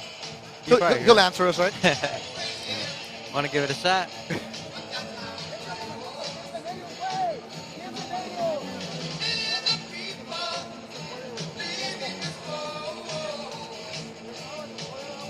Sounds like he's in good shape. Oh, yeah. Want more water? Not breathing hard or anything. Talking back. Another solid round, though, for Johnny Cañas. Yeah, definitely. Started boxing him a bit more right here and just picking his shots. And this is good for Cañas. In his pro debut, going to the fourth round. Hector Lopez trainer. You got SOA boxing behind him. Bugatti, and everybody's on his side. He has that. But this is something you can now go watch the film and be like, all right, I got the pro debut out of my way. And now you just improve. And I'm facing the guy who's probably the most awkward guy I'm ever going to see. Crowd making noise for him. Sparring can prepare you for a guy like this.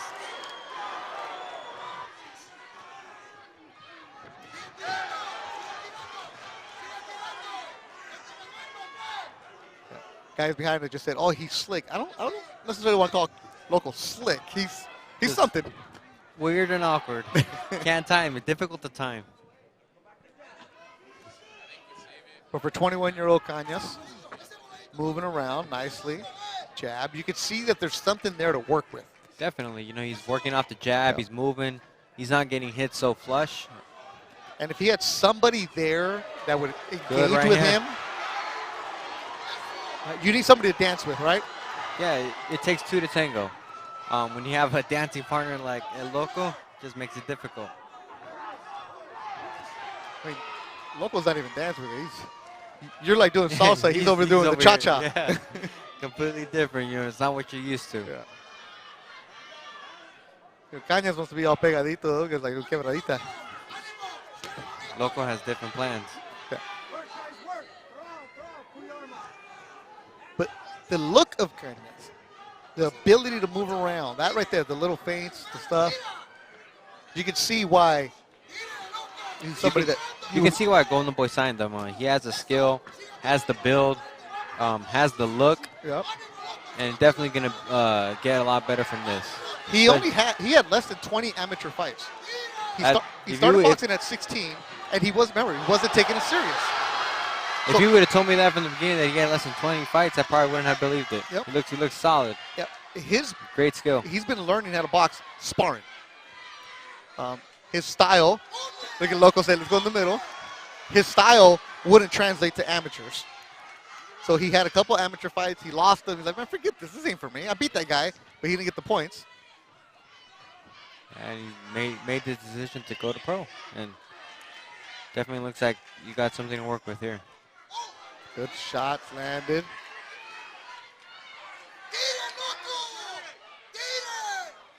Loco. Do not be fooled by the record. He's going to make it difficult for you. Make it ugly. And for Cañas, this is going to be good. You'll never see that again. Those mind games. You're never going to see a guy spin move in a punch. And in my 9 years, the first time I've ever seen that. Thank you, Loco, for bringing the fight. In my 20 years of boxing, I've never seen anything like that. He doesn't win the fight, but he'll win the crowd. Some of it. And Loco puts up his hands. That was interesting. Very interesting fight. But you know, not what we're used to seeing. He's having fun. He's getting booed, and he's still bowing to the crowd. That's what you like to see. He's here because he loves to box. Just his boxing is very different.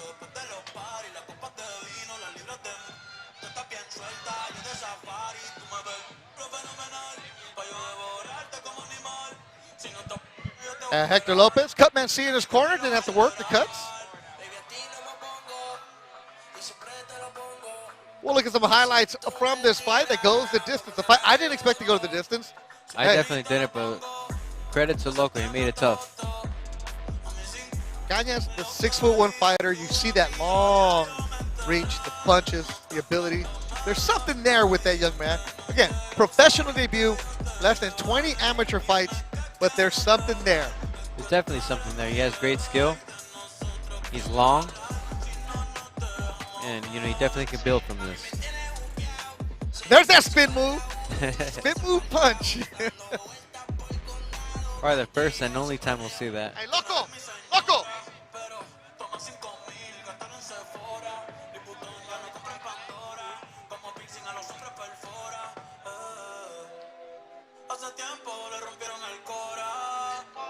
Loco! Hey!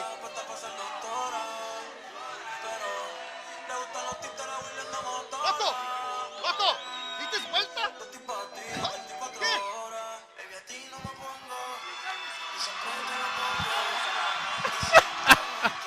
So I looked at Loco. I was like, you gave a punch and you threw it. I was like, why? He goes, something different. As respect between the two fighters in the ring. Joe Martinez, who won this fight? Well, ladies and gentlemen, after 4 rounds, we go to the judges' scorecards, and here are the totals. Jonathan Davis has it 40-36. Carla Caiz and Jerry Cantu both 39-37. All for your winner by unanimous decision in his professional debut, Sugar Cane, Johnny Cañas.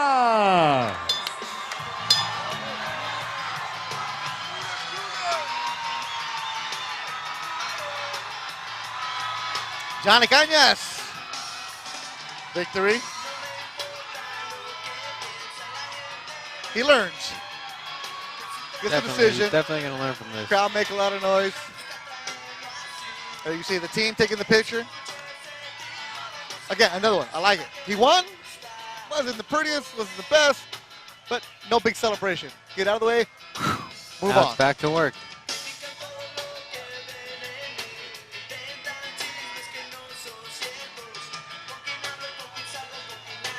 All right, so 2 fights done, 1 more to go, and that's going to be Eric Priest coming up. Leo Sanchez, a KO. Johnny Cañas, a decision that went 4.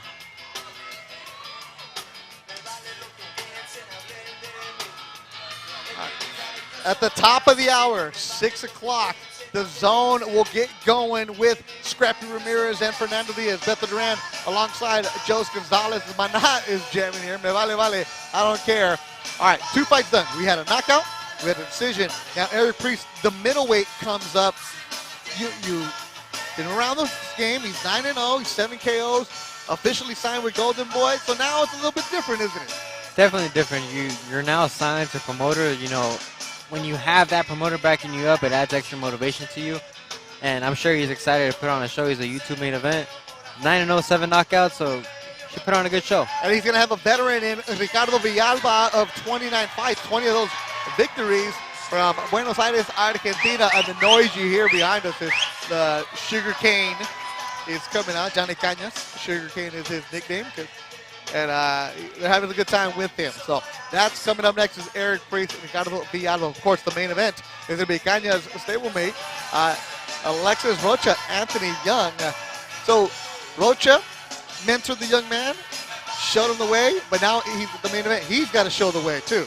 Definitely, you know, he's mentored this young kid, but now he's got to show him what it takes, you know, to be at that level. He's the zone main event. He's looking for bigger fights after this, and I'm sure he's going to put on a show. Alexis Rocha, Anthony Young. Rocha, an 8-1 favorite.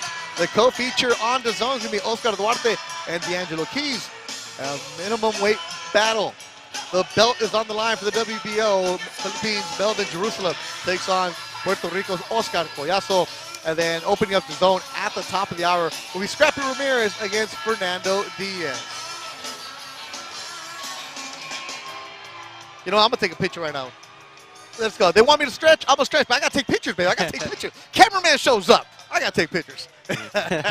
Now we're having fun here. Beto Duran, Jose Gonzalez, Jousce, Gonzalez with the Z is his Instagram. Make sure you follow him there. I tried to tag you on Twitter, but you don't have one, right? I don't have a Twitter. I've never had a Twitter. People want something to make one, but I feel like I'm so late to the party. Yeah, just let your publicist do that for you. There it is. But make sure you follow the Golden Boy Twitter as they're putting up highlights from the fights. All right, ready? Your last fight right here. Yeah. All right, now I want you to say, let's go up to our ring announcer, Joe Martinez, but I want you to say with energy, punch it, and send it to make him smile. Let's go up to our ring announcer, Joe Martinez. Well, here we go, ladies and gentlemen, our final preliminary bout this evening. 8 rounds in the middleweight division. And first to make his way to the ring from Buenos Aires, Argentina, here is Ricardo Villalba.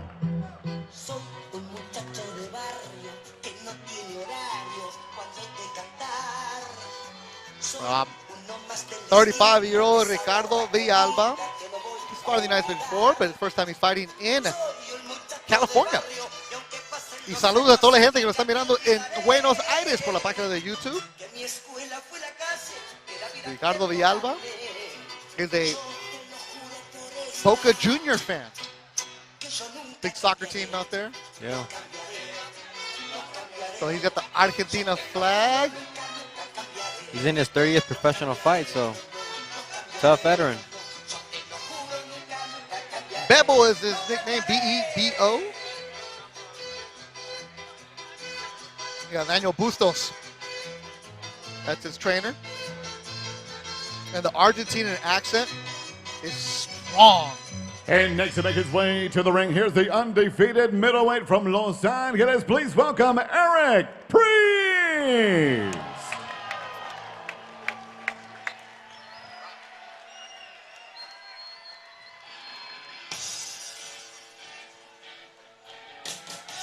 The rock music's been coming strong tonight.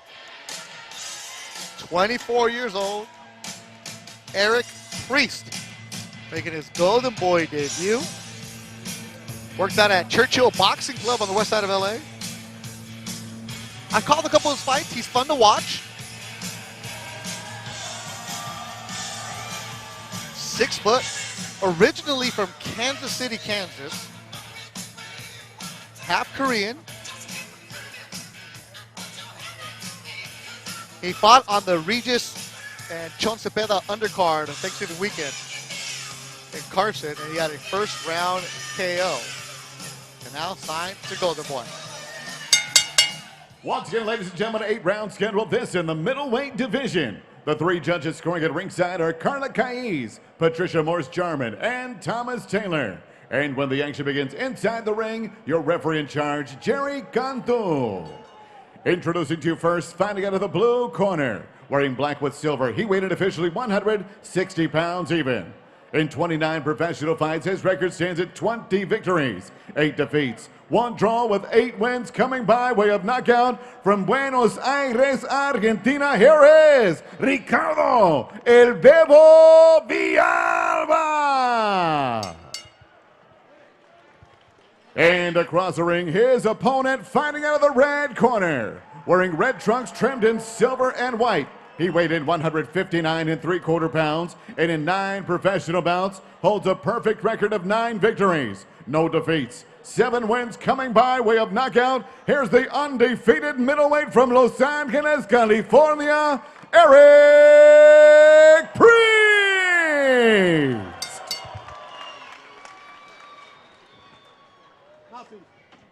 Mouthpiece. Gentlemen, you have received your instructions in the dressing room. You will obey my commands at all times. Estás recibiendo sus instrucciones en el camarino. Todo lo toques. Bueno. Jerry Cantu, the 3rd man in the ring. It's our final bout here on YouTube, middleweight division. At the top of the hour, we get going on DAZN. Scrappy Ramirez will open that up at 6 o'clock. But right now, it's Eric Priest making his Golden Boy debut. Last year, Priest fought 3 times. He had 3 rounds. 3 first-round knockouts for Eric Priest in 2022.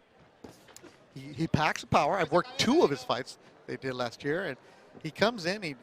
He has a good style, Joe. It was against good opposition he had also. Guys with a winning record, 2 of them. 2 fighters that were undefeated, and he knocked him out. So he comes in quick. Not only knocked him out, you said first round knockout, Yep. so it's definitely a confidence booster for him. But then again, the question is, well, he only had 3 rounds in the whole year. So you want to, how much work did you get, you know? Where his opponent, Villalba, fought in February, and he got knocked out in the second. But before that, he went 6 rounds, 10 rounds. So the more active fighter has been Villalba, rounds-wise. But let's see what Priest has here. Oscar De La Hoya, if you follow Oscar's social media account, was really posting about Priest a lot, really excited about him, especially in the press release that Jay Murcia sent out. The quotes from Oscar, just talking to him yesterday or Thursday at the press conference. I like this guy. Something I see in him. And he's loading up on the I'm sure right hand. those 3 first round knockouts help. Yeah. And the middleweight division is interesting. Middleweight fight that was announced recently is going to be Demetrius Butler. Big Meech is going to be taking on Shane Mosley Jr. in the middleweight division. And we're right next to the corner of Villalba, so you'll be hearing the Spanish from the Argentine.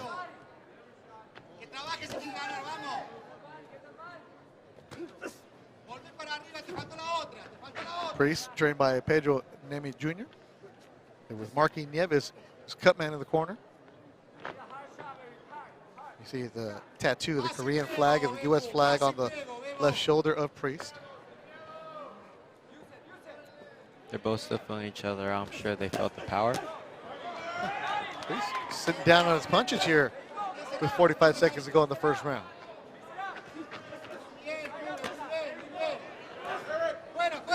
Priest trying to dig the body a little bit. Villalba, not much power behind him, only 8 stoppages. From a couple of people I talked to, they said he's game, he's tough, he'll battle with you, but don't expect a big knockout from Villalba. He's going to have to put combinations together, where Priest has that one-hitter quitter. Yeah, definitely 7 KOs in 9 fights. He's definitely got that pop. Yeah, he got that eraser. 10 seconds to go in the opening round. Filling out round, scheduled for 8 here in Indio, California.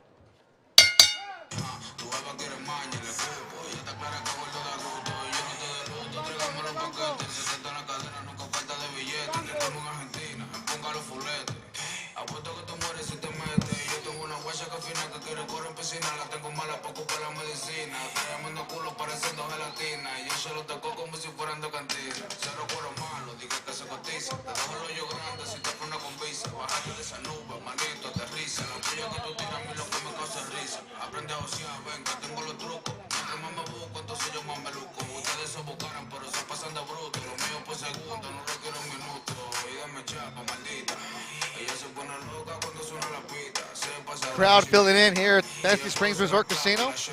The main event tonight, Alexis, Rocha, Anthony Young on DAZN.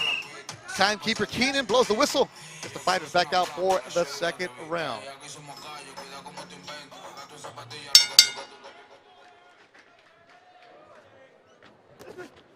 Nine and 0, 7 KOs. He's 6 foot, is Eric Priest. It's interesting. The fight before this, Johnny Cañas, 6'1", 135. Priest, 6 foot, 160. Boxers come in different sizes. Different sizes, different shapes. And what are you, 5'10"? I'm 5'10", 135. Man.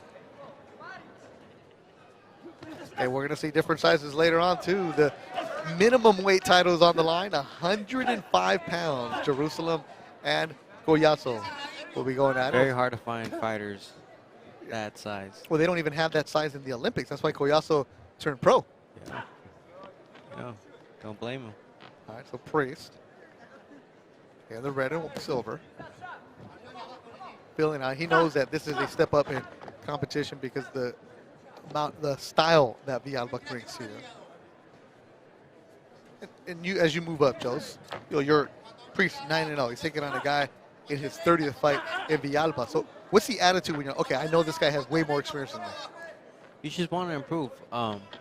He knows this guy is his 30th fight. Priest, he just wants to get better and better. And obviously upping the competition is only going to get you better. But is there ever a case where maybe you respect him a little too much? There could be a case like that. Early in the rounds or? Early in the fight, but after you get a feel for it, you just get comfortable and you just start letting loose. Like he's starting to do now. He split the guard. A good solid 1-2. Double up the jab is Priest. Yeah, Villalba already be more defensive. Good right hand by Priest. Another one. Solid by Priest. He's sitting down those punches a lot more in this round. Priest is. Villalba with his mouth open. He got the call for this fight a week ago. Came to California, adjusted. Making noise as he throws the punches, is Priest.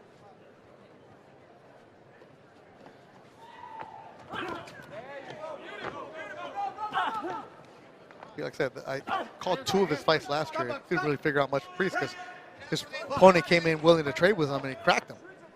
It's more of the boxing from what I've heard of Priest. You can't tell much about a fighter when they get him out of the first round. You know, Especially when you knock you're the guy supposed to be filling them out and stuff like that, but some people just like to come in and take them out. Some guys come in and fight like they're double parked. How about the opponents? Yeah, definitely. You come in, you just want to get out of there. Make it a quick night.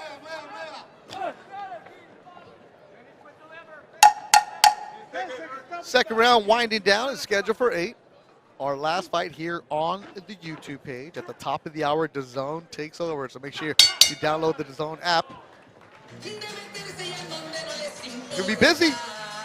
Golden Boy's gonna be busy.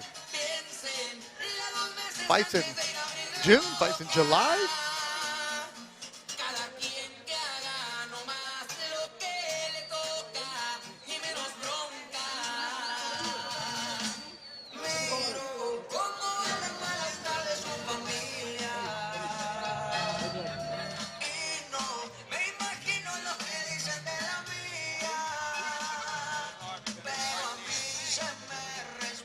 The highlights from the second round, Joes. What do you see here? See a good body shot landed by Priest. I see him getting comfortable. There you see the jab at the end of the combination.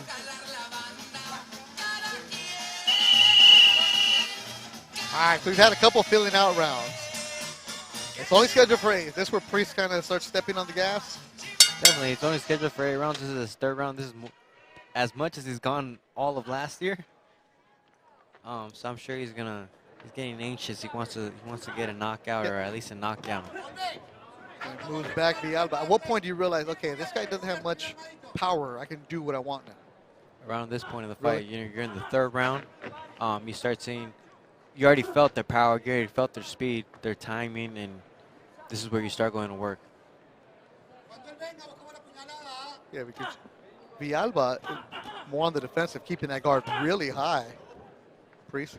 He probably felt snapping. Priest's power from the previous rounds, and now he's just very cautious. It's going to be harder to knock him out now.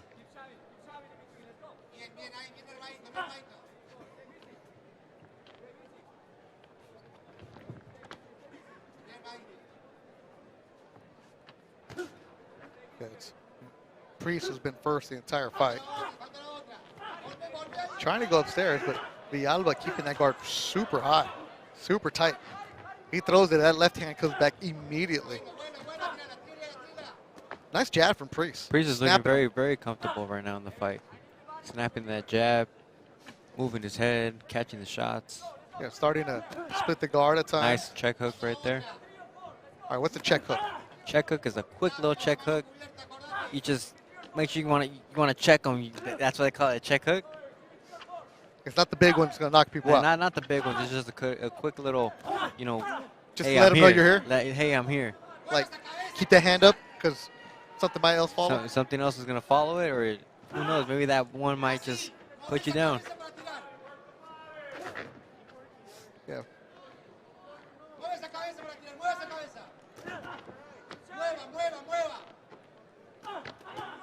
Upstairs is where Peace is trying to go. He slips. A little slip in the ring. Feet tangled up. And you see some good redness. sportsmanship. Yep. Some redness on the nose of Villalba, the Argentine in black. Yeah, it's going to be Priest first at all times. Yeah, he's been first. I'm seeing I'm seeing Villalba take the headshots really well. I'd want to see Priest go down a little bit more to the body. He hasn't had any body shots at all. He's taking the headshots. We'll see how he takes the body shots.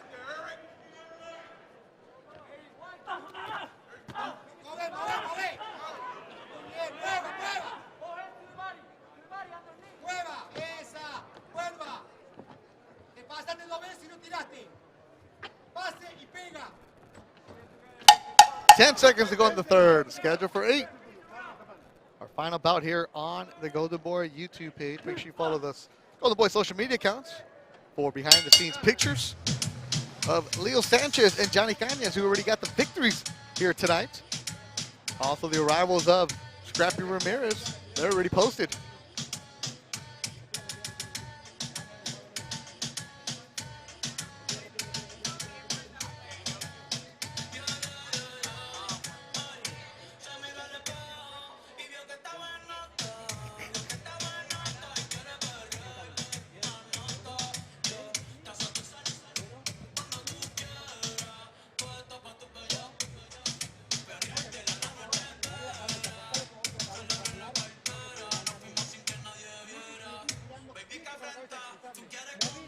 June 8th, Golden Boy will be back here. Golden Boy Fight Night on Thursday. Then June 10th, Ontario. And stay tuned for news of when Jose Gonzalez gets back into the ring. I'm not going to say I saw you trying to make a fight, but I saw you trying to make a fight. We won't say any names, but Joe's over here telling everybody I'm ready. Our main event tonight, Alexis Rocha, Anthony Young, the co-feature. Oscar Duarte, who used to train here in Indio with Joe Diaz, and D'Angelo Keys. Melvin Jerusalem, Oscar Callazo for the WBO 105-pound belt. The opener, Scrappy Ramirez, Fernando Diaz. Diaz from Riverside, Scrappy from LA. That's going to be a good scrap. Oh, man, I can't believe I just fell for that. Scrappy got me. It's going to be a good fight. That's at the top of the hour. Right now, it's Eric Priest controlling this fight. He's in the red and silver. All right, this is where, as we said it with Leo Sanchez, you don't want to play with your food, right? You want to get him out as soon as possible. Definitely don't want to play with your food at all. Priest is obviously the more skilled fighter. He's seen that Bebo has been taking his face shots really well. See if he can take the body shots. I would invest in the body for the later rounds. See if he can get him out of there. Yeah, we haven't seen any body shots at all from Eric Priest. He's working off the jab really well. He's got it right there. Come with the body shot or something. Good right hand. Bebo knows how to slip those. He's rolling with them nice. He's getting hit but not flush. That's a big difference. Some swelling now around the nose and the left eye of the Argentine. Good hook by Priest. Now that was a real hook, not a check hook. Definitely, that was a real hook. You heard the thud. Yeah, you heard the ooh for the crowd also. The corner of Villalba right next to us, so keep the hand up. Might have been a little low. I see what you're talking about, Joseph. That body right now is open. Wide open. He's got to just start digging in. Invest in the body shots. And Villalba now breathing with the mouth wide open. Less than a minute to go in the fourth round. When you start seeing that, you really want to start digging the body because you know it's an 8-round fight. We're barely in 4. He's already breathing from his mouth. Sometimes fighters don't collapse or go down because of they're actually hurt. They go down because they're tired and they need a breather. Yeah, Villalba's shown that he can take a punch upstairs.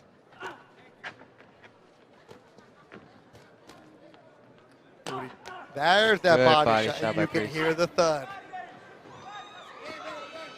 More of that. That's what you want, Jose? Definitely more of that. He had a reaction, so that means it hurt him.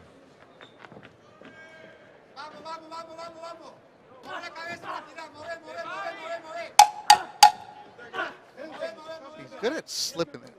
Here's the Argentine in black. Very good. He's rolling with them nice. They're not landing flush. They're landing, but not flush. As we head to the 5th round.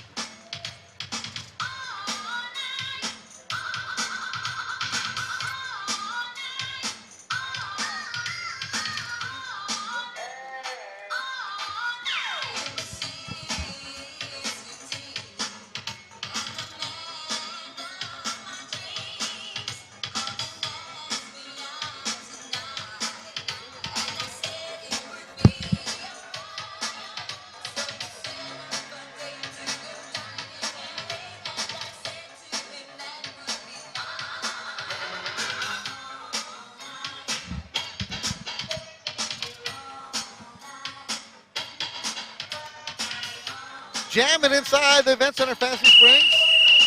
Golden Boy on Memorial Weekend. Thank you for joining us this Saturday night. Beto Duran alongside with Golden Boy's Jose Gonzalez.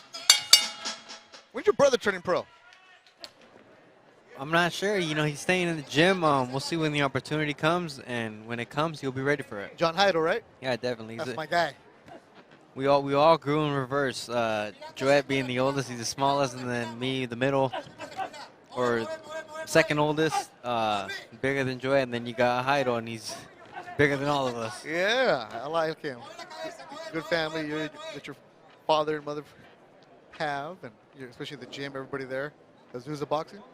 Is where you started? That's where we started. We are at K Fitness in Laverne now. You guys have your own, the Gonzalez, and an excellent amateur program that you guys have. Yeah, definitely. My dad has a group of kids that he trains, and you know they're on the way as well.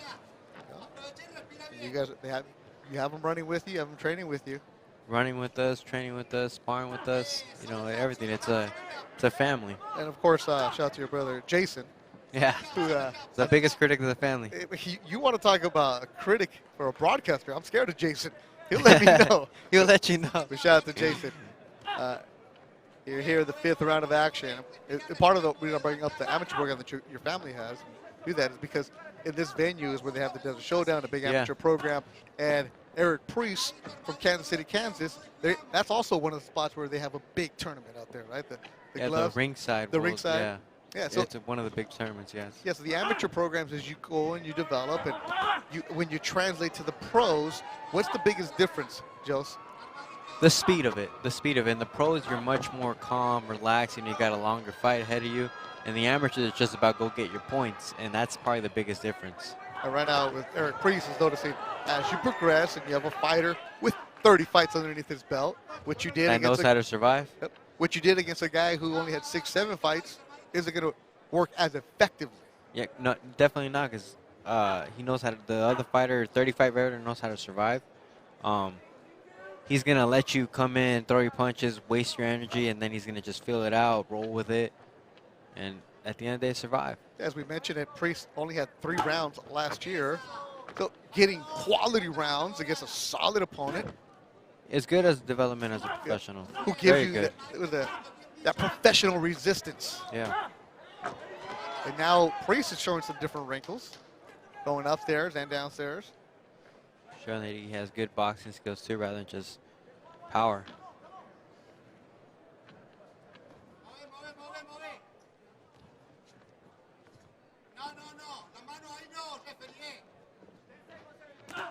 Good jab.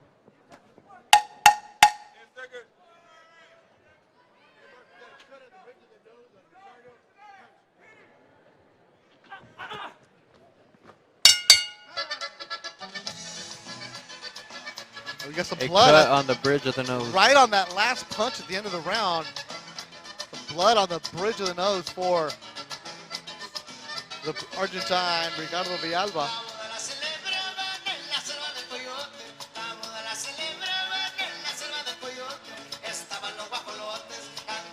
Going to the 6th round. Now that corner of Villalba is working quick on the nose.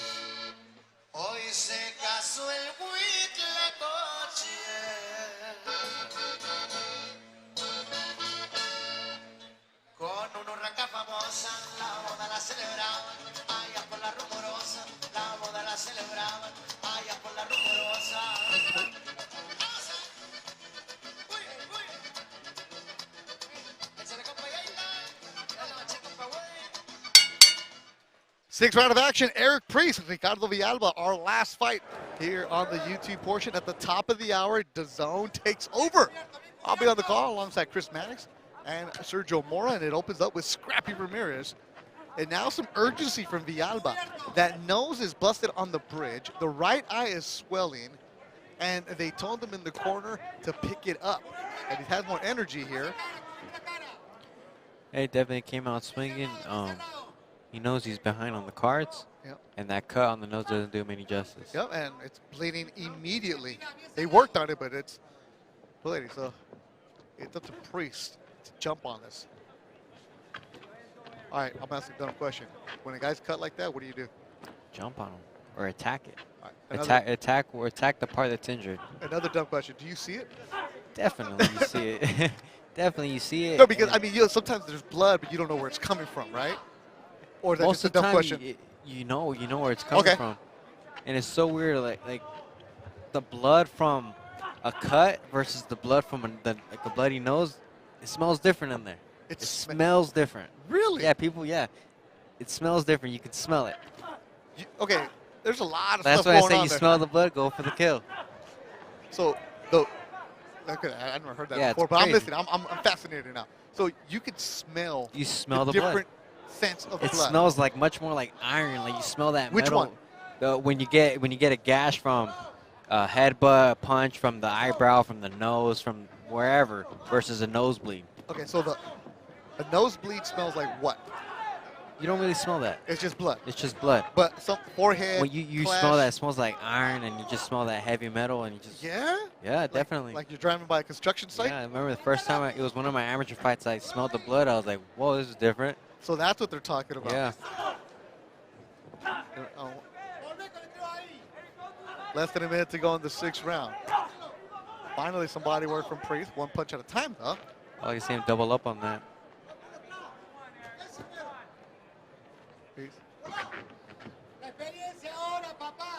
The corner of the Alba is telling the experience on your side. He definitely has the experience. Combinations from Priest.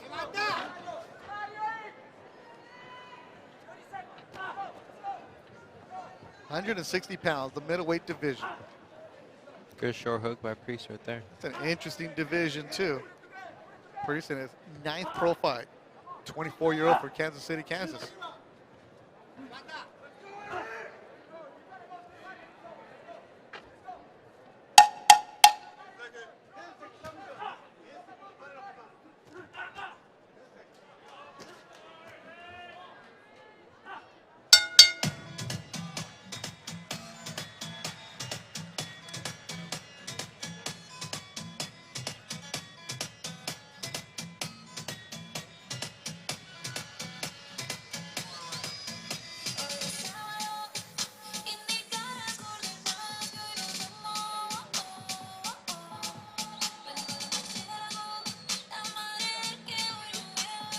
There it is, working on the bridge of the nose of Ricardo Villalba. 30 pro fights down. He walks in. When I saw him at the weigh-ins yesterday, I'm like, yep, he's a fighter. He's got that face of a fighter. Oh, yeah. I didn't know what he looked like or anything like that, but he walked in the way, I'm like, who are you fighting? He said, Priest. So people just got that face. Yep. Argentina, you think about a man who trained here, Lucas Matisse. Think about Matisse, the Maidanas. Brian Castano, who's a recent A champion. a lot of good fighters coming out of there. Tough fighters. Yep. A lot of fighters from Argentina, a lot of pride.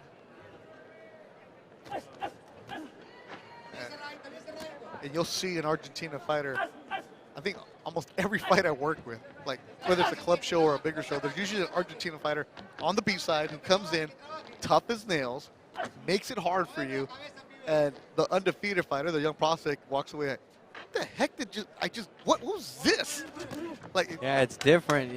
They take their fighting seriously and like with a lot of pride. Absolutely. They're not just going to come in here and take a dive. At all. I kid you not, I worked a fight recently. The dude was 44 years old. He is a chicken farmer and lost split decision against a kid who was 9-0. And he told me, I work on a farm. I'm farm strong. I do this. I don't need to lift weight. I'm like, why are you fighting? He's like, oh, because I love beating young kids. And his record he was like 15-24, but he's always against a young prospect who's like 7-0, 8-0, and he takes their own. You know, those farm workers are strong too. You know, they're just saying in Mexico, the people that milk the cows and work with the cattle, they can crack. Son de rancho. I believe it, you know? Well, that's actually Oscar Duarte, who we're going to see in the co-feature tonight. His family has a farm, and he works on the farm baling hay. So And you look at him, and he's a good, solid power puncher. Doesn't lift weights. Hey, he lifts hay. Halfway through the 7th round, scheduled for 8. Eric Priest controlling this fight against the very tough and game Ricardo Villalba.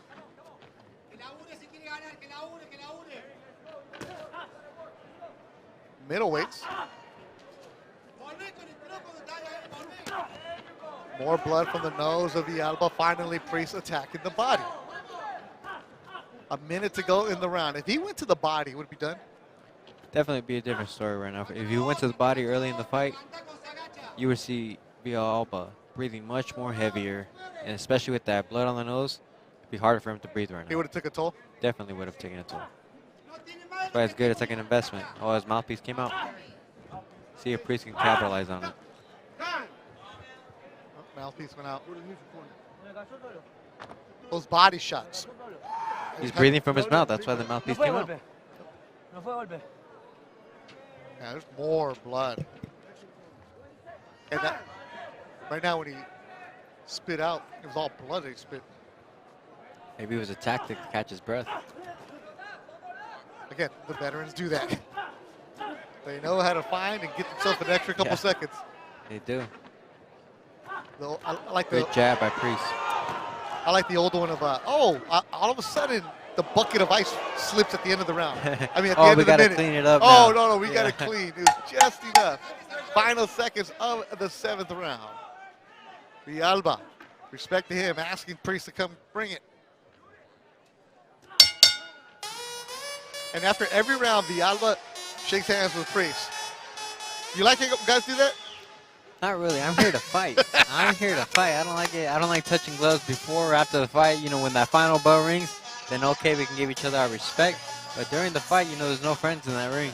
I know you touch when the fight starts because when you it have starts to. and when it ends. And then Besides that, I will not touch gloves. You know what? Right.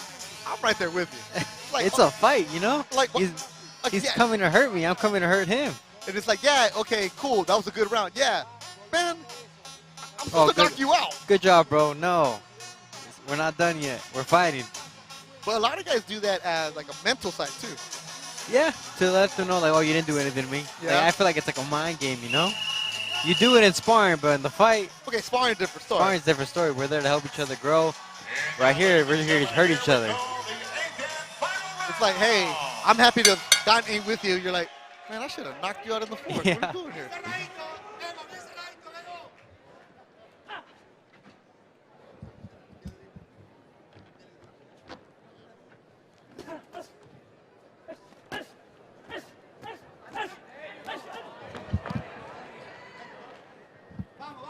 All right, that's Villalba's corner. What'd you tell him? He's like, oh, he's fine. He's just being too cautious because of the cut. He thinks it's worse than it really is. It's not.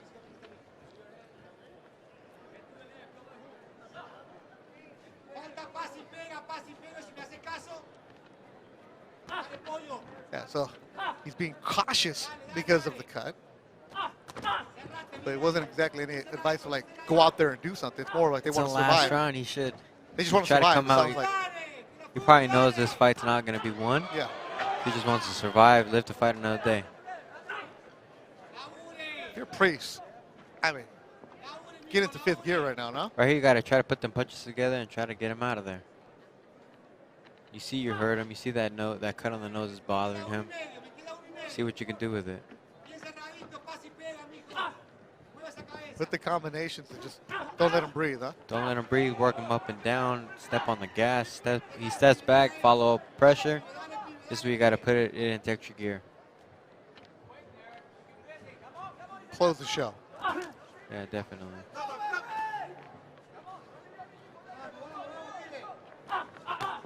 There's that right hand deflected by Villalba.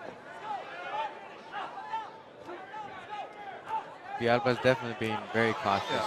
Now I understand what you're saying, Joseph. If he had gone to the body earlier, Villalba wouldn't have any kind of strength to be standing. It would have been a different fight. He probably would have taken a knee from exhaustion. Not because he's hurt, but because he's tired. Yeah, he's been breathing with his mouth open since the 4th round.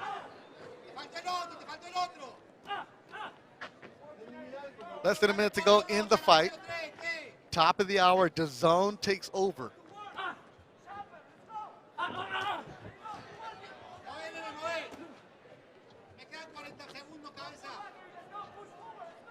Villalba came to survive and give him rounds. He did that.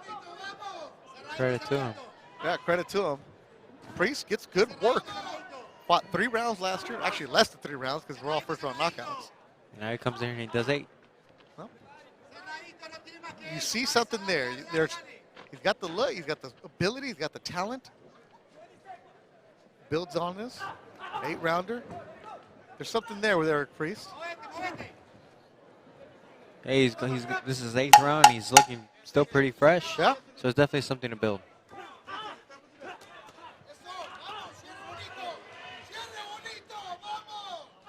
And that'll do it. They go the distance. Eric Priest and Argentina's Ricardo Villalba.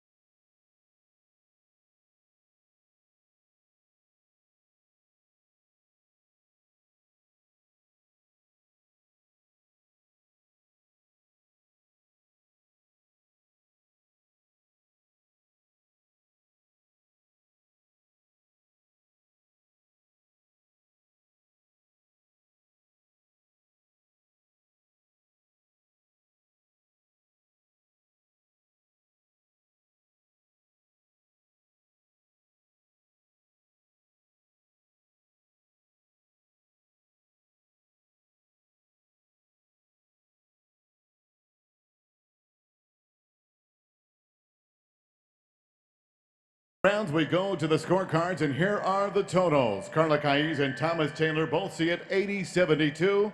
Patricia Morse-Jarman has it 79-73. All for your winner by unanimous decision, and still undefeated, Eric Priest.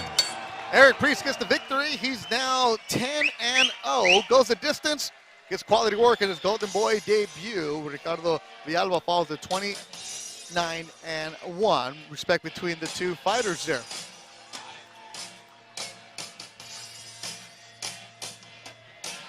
So he gets the victory. All right, here, trying to figure out who's going to step on me because the blood is flowing from the Argentine fighter. He left blood there. Leaving blood everywhere. All right, we had 3 fights here on YouTube. Leo Sanchez, a KO. That was impressive. Go to the social media accounts to see it. Johnny Cañas, Eric Priest gets the victories. For my partner, Jose Gonzalez, everybody in the truck, great job, everybody. Thank you for watching the YouTube portion on Golden Boy's YouTube page. The Zone at the top of the hour, 6 o'clock. Jose, great job. We'll talk to you soon. Prospects in boxing right now, and he is well positioned to get a world title opportunity.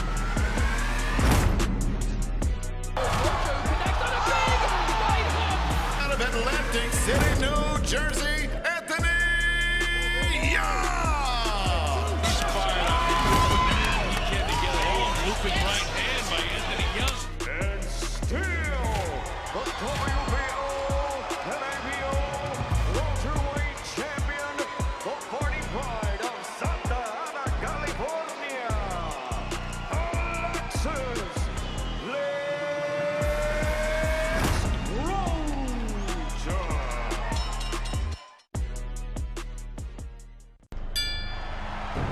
And now entering the arena,